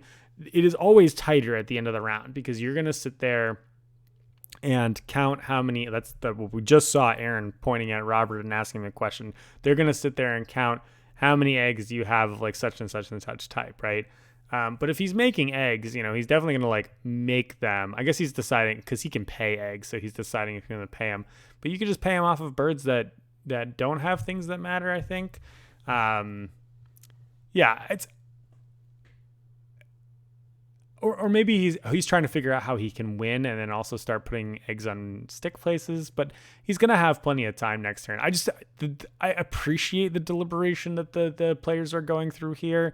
It is a final scenario, but the fact that I'm like skipping ahead like 4 or 5 minutes at a time and it's going from like one player's turn to another, this seems like a pretty excruciating game of Wingspan to me. Because at a certain point you're executing, and don't get me wrong, like that doesn't mean that you should go on autopilot. Like you should be paying attention. You should be making sure that you're, getting your little edges, because for most normal games, a winning score is going to be like, I don't know, 70 or 80 or something like that. And a couple points is going to make the difference between a person who is going to win and lose. And it really can be significant. You can have blowaway games that are over 100 in this game, but that's usually like just a bounty of riches came to a player. Everything kind of like locked into place. Those kinds of games I think are few and far between. I wonder what the lowest scoring. I guess players could play pretty inefficiently at the beginning of the game. You could score pretty low if you were not making resources at a pretty appropriate clip. And I guess Aaron here is just wanting to make sure he's taking the right cards. I wonder what that. I would assume that stork looking guy would be American white pelican. He's worth 5 points. Oh, but he only houses 1 egg.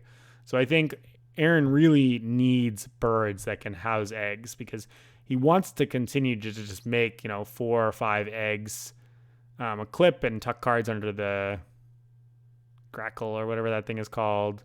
That's what he wants to be continually doing. And if he doesn't have places to put those eggs, he's hitting his ceiling. And we are seeing the same thing with Jeff here. This is kind of an interesting aspect, I think, of engine building games where players hit a point where they are no longer able to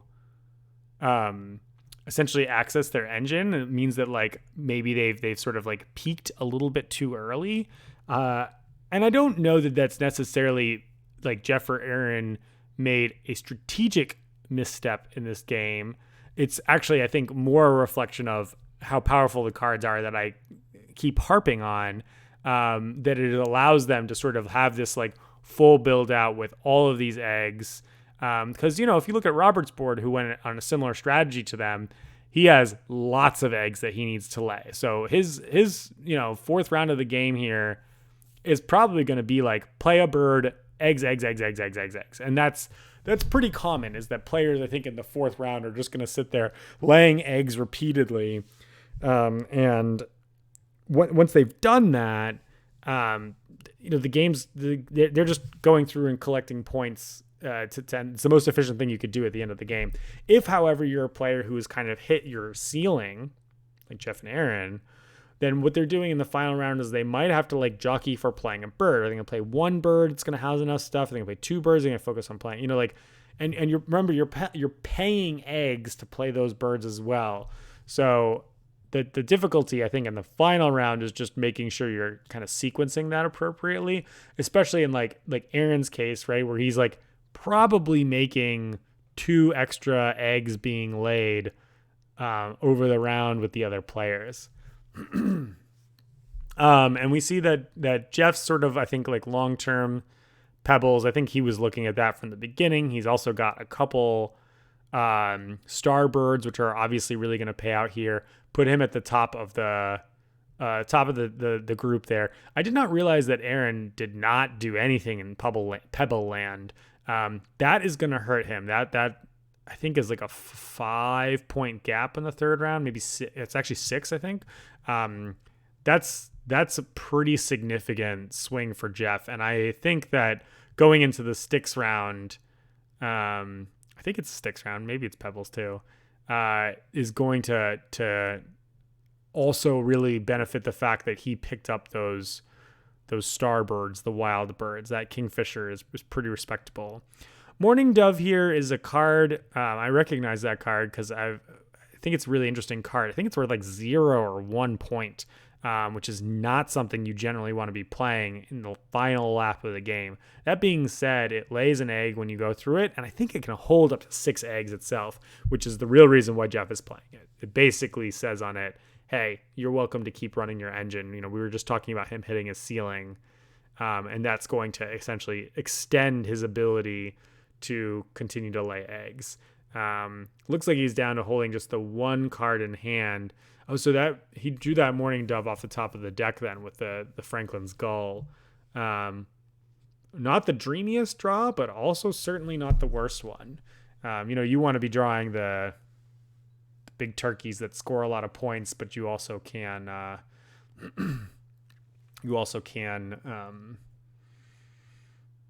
lay a bunch of eggs on them.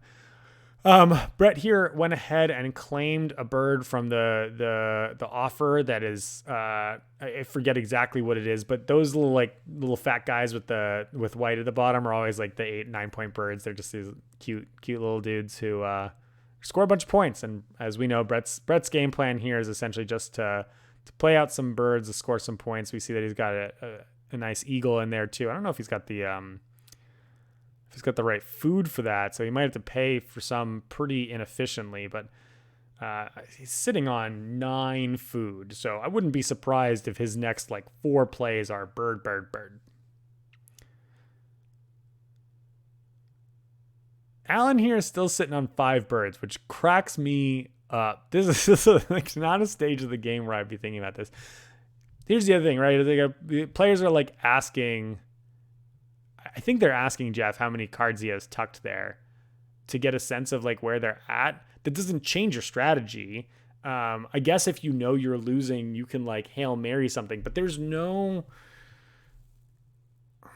I don't think that there's anything that you're looking to do or not do in this game.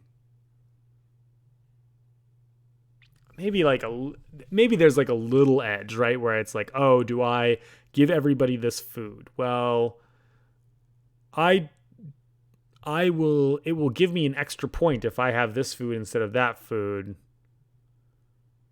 I don't think it matters. It doesn't matter how many points Jeff has tucked away there. You're still just trying to beat him, right? He's still your competitor, whether he's ahead by 5 or down by 2. There's lots of games where it's like, hey, you're very far ahead of me. I need to make this crazy play that's unlikely to succeed. But Wingspan, I don't think, has plays that are like that. It has, more this tempo of like, hey, I'm going to maximize what I'm doing here.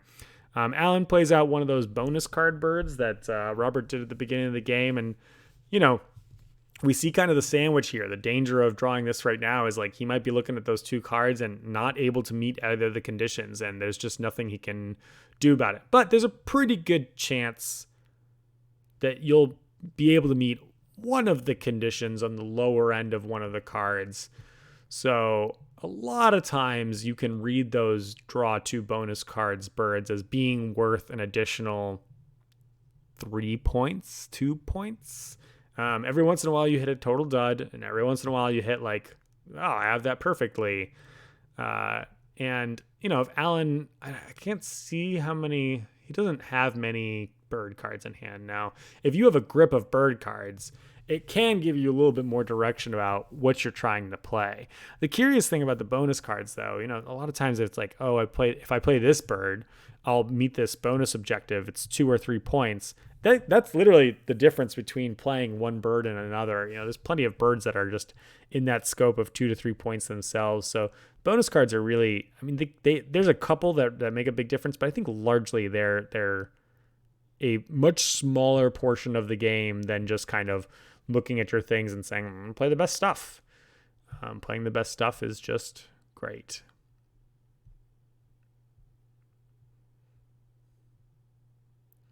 Seen a lot of eggs getting played here, so I think that maybe Aaron has one of those birds that lets him play 2 birds. Yeah, he's got that green bird that's going to let him play another bird, which is a owl. How many points is that owl?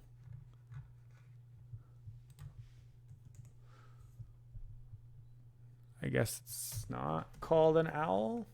Oh no, it's because I got these stupid filters on.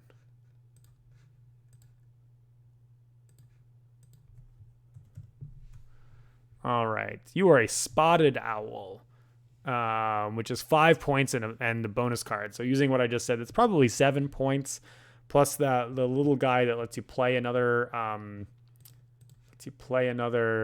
card. Let's see if I can figure out what he is exactly.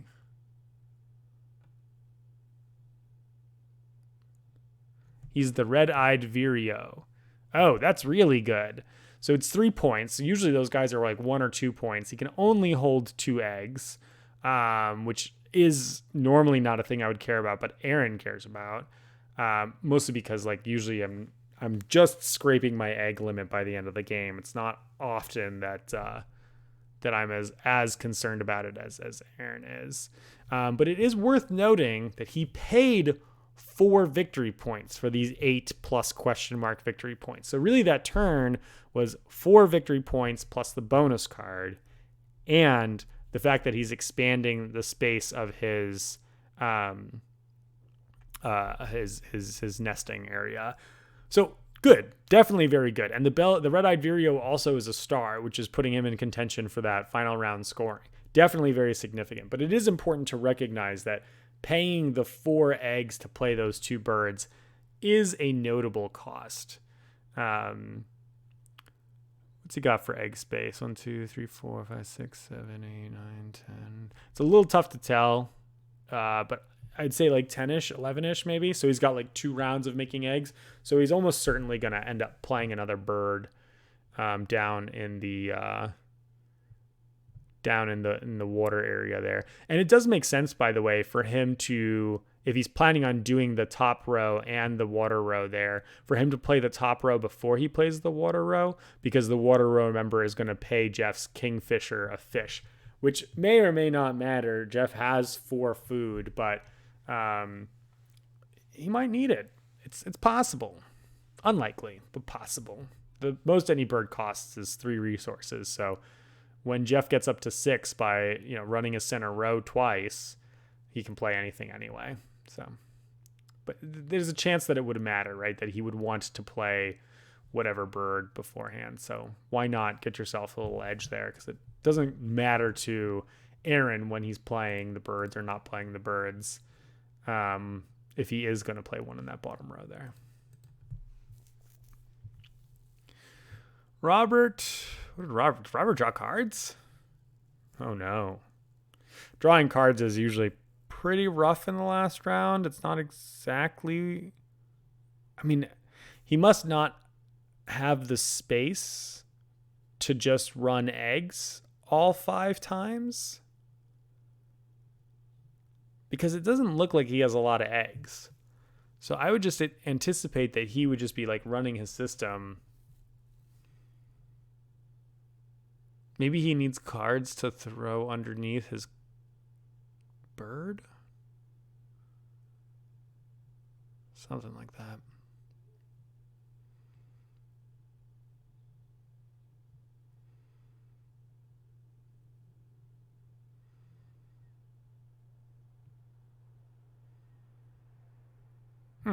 Okay, so Jeff is going to draw some more cards.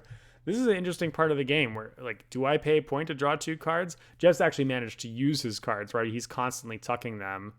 I guess, actually, if he just has the 1, he's going to activate that horned lark maybe another time or 2. Most players have filled out their grasslands, but, there's a good chance that Alan or Brett is going to play in their grasslands again. He's definitely going to run his row, so he's going to want to pay his little cranberry guy as well. And I think ultimately Jeff is also looking to play a final card.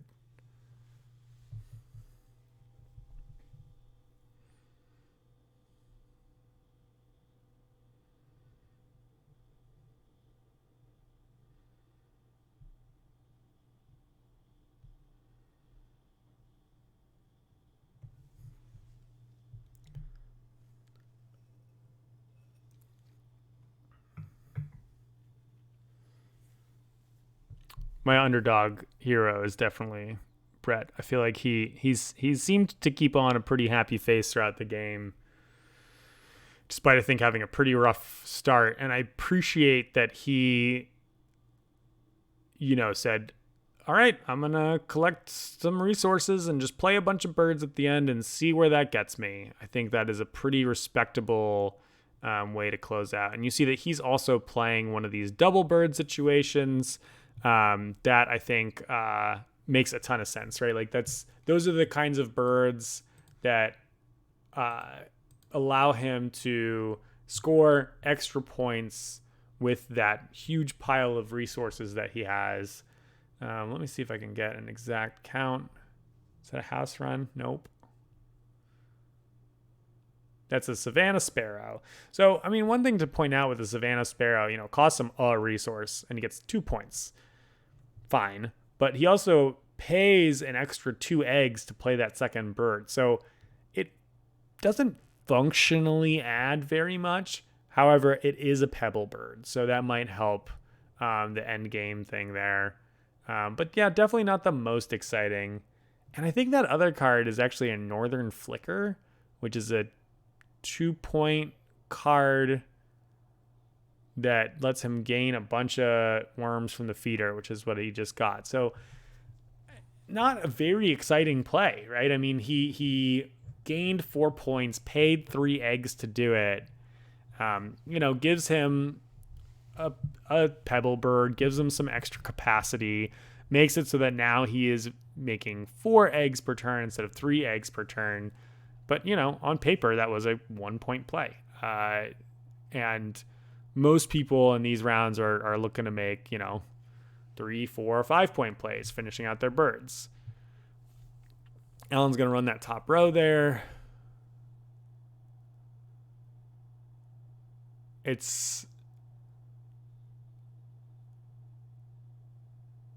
Yeah.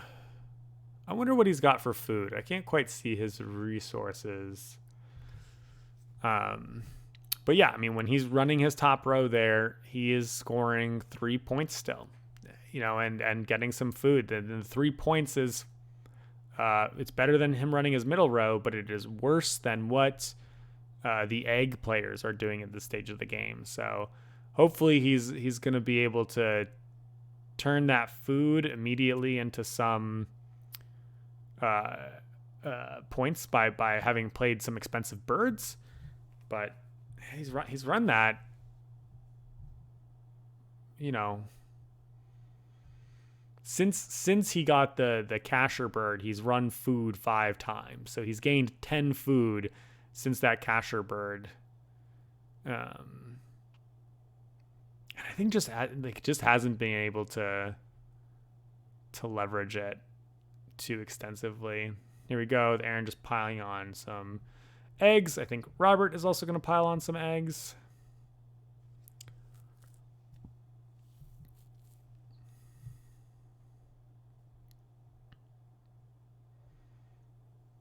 A little tucky here.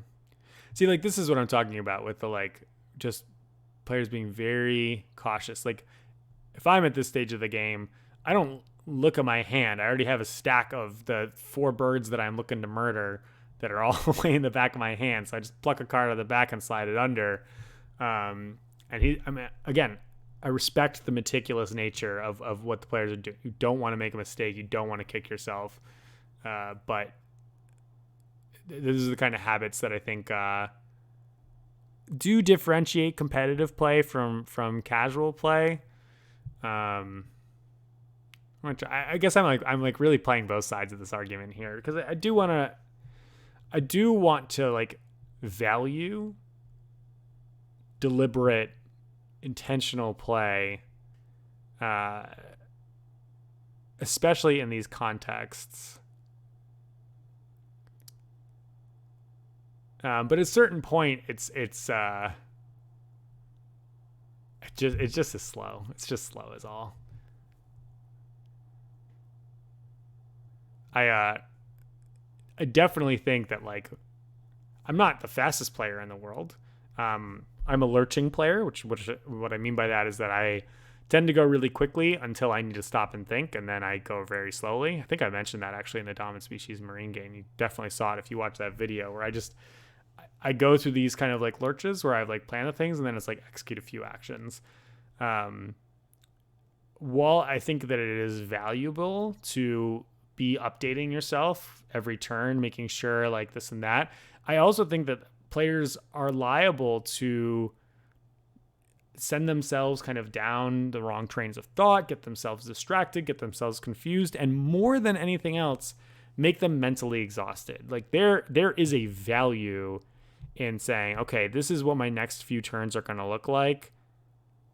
And I think that's the strongest plan that I have, so I should follow it through. And if you're constantly updating, you're probably going to catch things that are like little edges, or if someone's kind of like honing in on your strategy. But sometimes you also can get tunnel vision, right? You can really get into that barrel. Whereas if you're a little bit more like, okay, I'm playing this out, like you can have a grander scope. Maybe that's just me. There we go. Robert running some eggs. I don't need to see people go through these perfunctory motions. Jeff's going to probably run some eggs too. Or no, he's going to play one of his birds. That top bird right there is like a turn that's worth like, I think it's a turn. Welkin turn? Am I making that up? I want to know if I'm right. Welkin. Well, not if I put all these things in it. Nope, I made that up. It's not even a turn.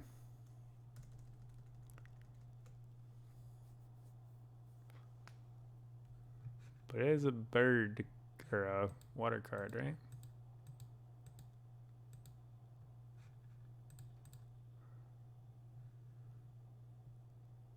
Oh, I see. He's playing 2 birds here. That's great. So many of these double bird things.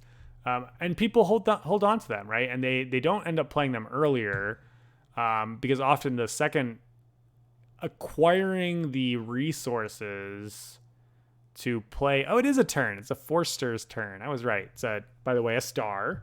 4 points for a resource. It's a great card. Its ability is just shuffle cards, right? Draw card, shuffle card. He's not playing anything in that bottom row for any reason except for points at this point in time, which I find is pretty often the case. And that other guy, I think, is the big heavy hitter doubler. Yeah, the Great Blue Heron costs 2 resources, 5 victory points. He's sticky, and lets you play that second card. So that was a 9-point play, paying 3 points. So he just made 6 points on that turn, and also expanded his egg space by, I think, 4 or 5 or something like that. And that turn is also going to add another star to him for that end game competition. Looks like we get the little fat happy guy for a bunch of points for Brett up top. That makes sense. I missed what Alan did, which I would have to just assume he got food.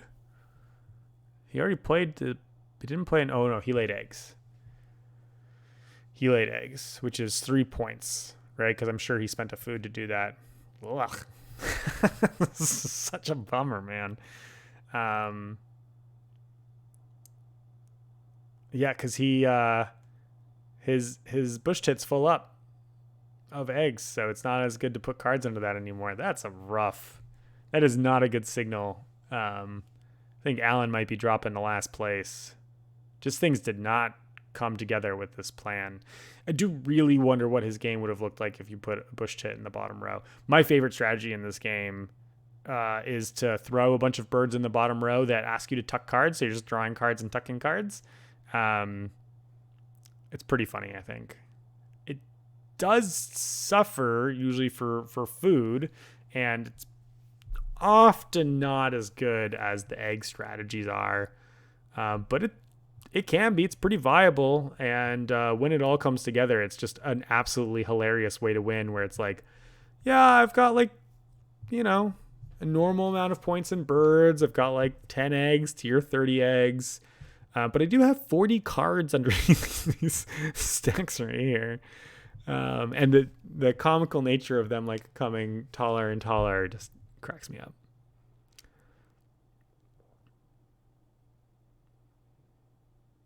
All right. Aaron is making eggs. We don't need to go through this. I think Robert's also going to be making eggs. Still going through.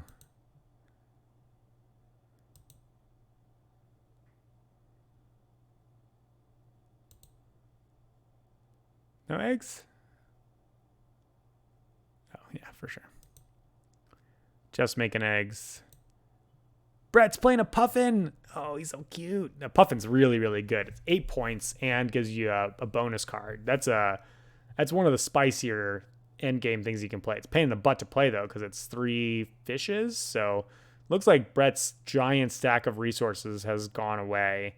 So hey, he showed me wrong. That little bird that got him the extra worms out of the tray were relevant. I mean, he really went from 6 or 7 birds up to 7 birds up to 11 birds pretty quickly. Yeah, I mean, those were his 3 actions.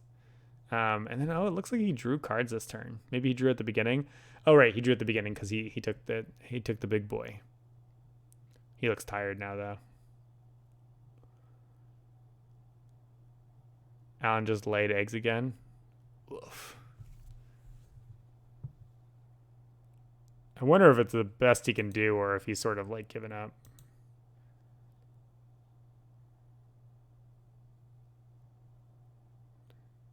What are we thinking about, Aaron? Trying to decide what card to play? he's got to be trying to figure out, a point, right? Like, which is fair. He's very, very close. And he's trying to figure out what the right thing to play is, but it is surprising to me that it's not obvious. I'm trying to think of what the instances are of what cards that he's looking at, where it isn't just, hey, these are the resources I pay, this is what I get. I guess the thing that complicates it is how many nests of the appropriate type do people have. The bald eagle is worth a ton of points. It's like 8 or 9 points, and just gets a bunch of fish out of the bird feeder there. So that's a fish back. But maybe he was debating it because he couldn't play another bird later. Yeah.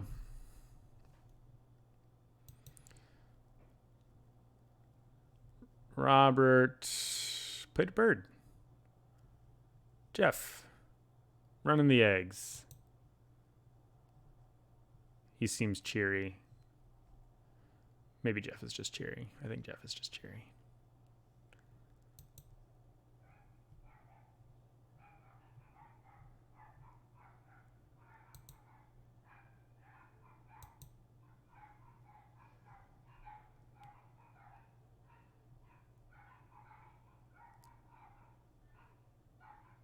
Brett laid some eggs. Appreciate he just threw his eggs in the corner. He's like, I'm good. More eggs for Alan? No, he's running his top thing, which is nearly the same as doing eggs for him. Man, he, I guess, just did not get the card draws he needed this game.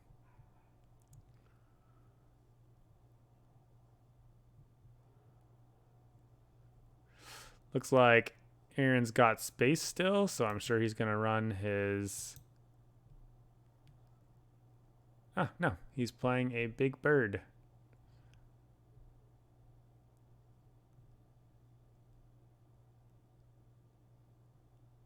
What bird is that? Brown bannered bird? I have some suspicions. Brown bannered bird.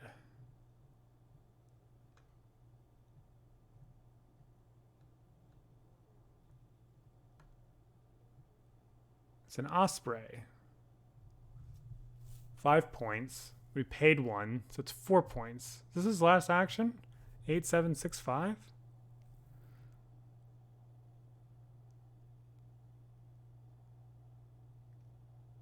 I guess he just doesn't have the laying space. And he knows that... Yeah, he knows that Robert is gonna get him to lay some eggs here. I think Aaron got stymied quite a bit by his egg laying capacity at the end of this game. I think when we counted it out, I think that he has the stronger engine.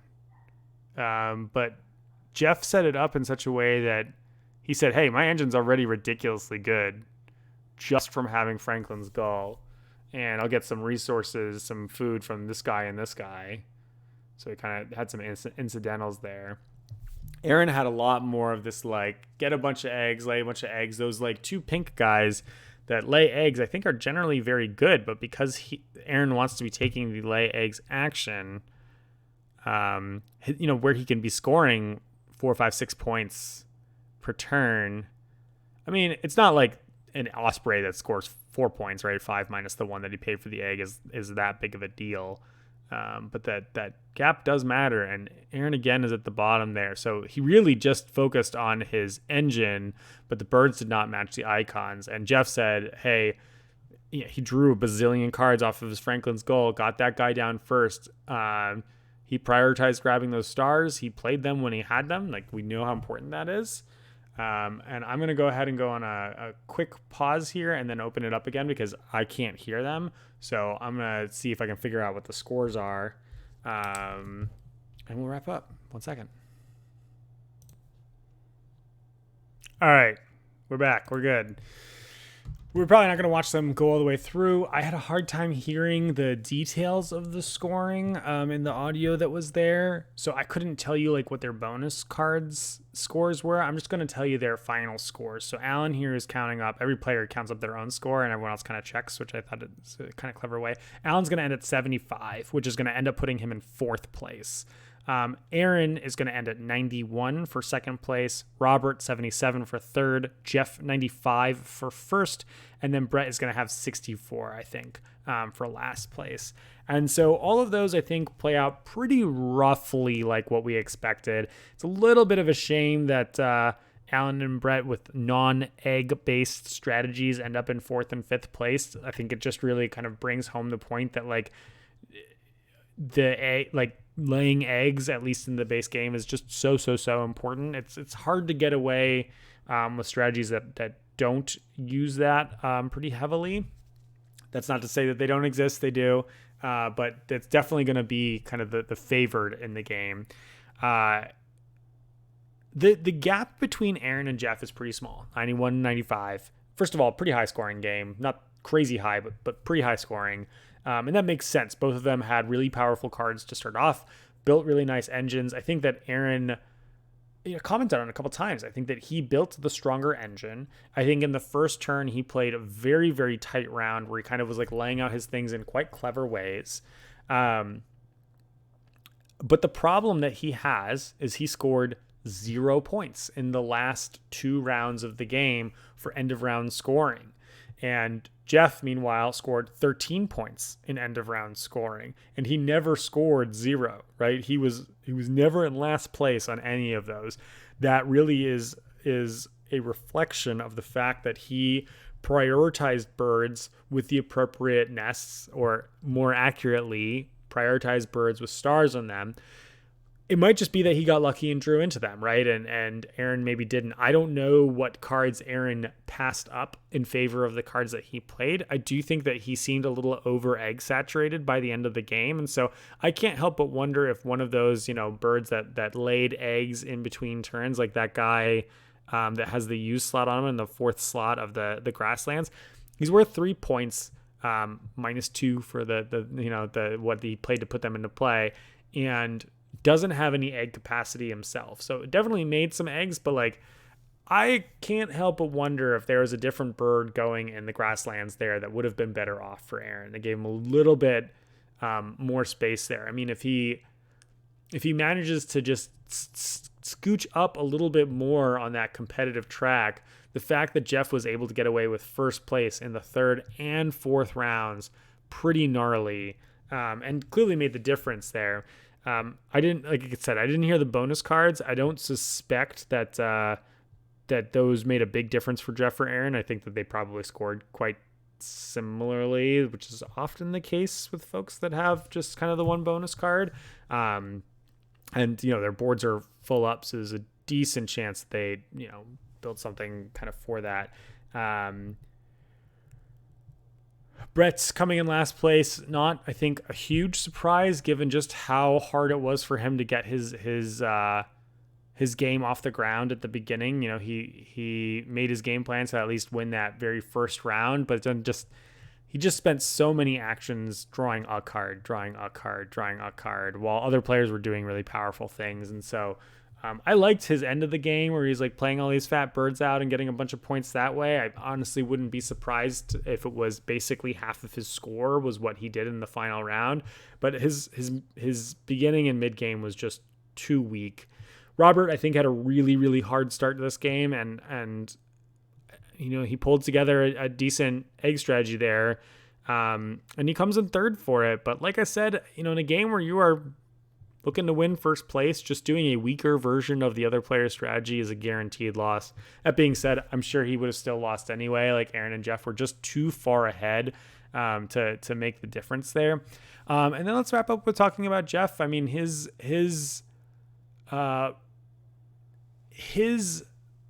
knowledge of prioritizing playing birds that allowed him to tuck his cards, realizing that, hey, Franklin's goal, I'm going to be throwing eggs to this guy. I'm going to be drawing 2 cards. I'm going to have so many cards in my hand. I can't tell you how many times I've played a Franklin's Goal or a Killdeer and ended the game with 9-10 cards in my hand. And that's garbage, right? That's 9-10 points that a person could have played. Jeff set himself up to allow himself to do that. He saw that exactly what we said, his food was his primary constricting resource. And so he played the Kingfisher. He played the guy that's kind of popped up, the third one in the grasslands there, that allowed him to just get like incidental extra cranberries and fish, giving him the flexibility to kind of close out the game without having to take that many food actions throughout the course of the game. Because, it was a little slow at the beginning, right? He took a couple, just like take a food, to get himself off the ground at the beginning of the game. And his engine was not quite as powerful as Aaron's was, but still quite good. But he had the birds that he paid attention to those round scoring tracks, and that makes the difference for him.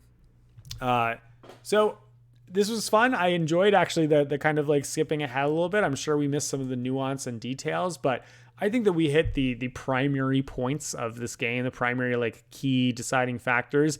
And, you can tell by the kind of medley of video here, there's only so much that we can see in the game, so many details. I hope you appreciated this session. I had a fun time recording it, and I appreciate you for watching. Thank you so much, and we'll see you next time. Adios.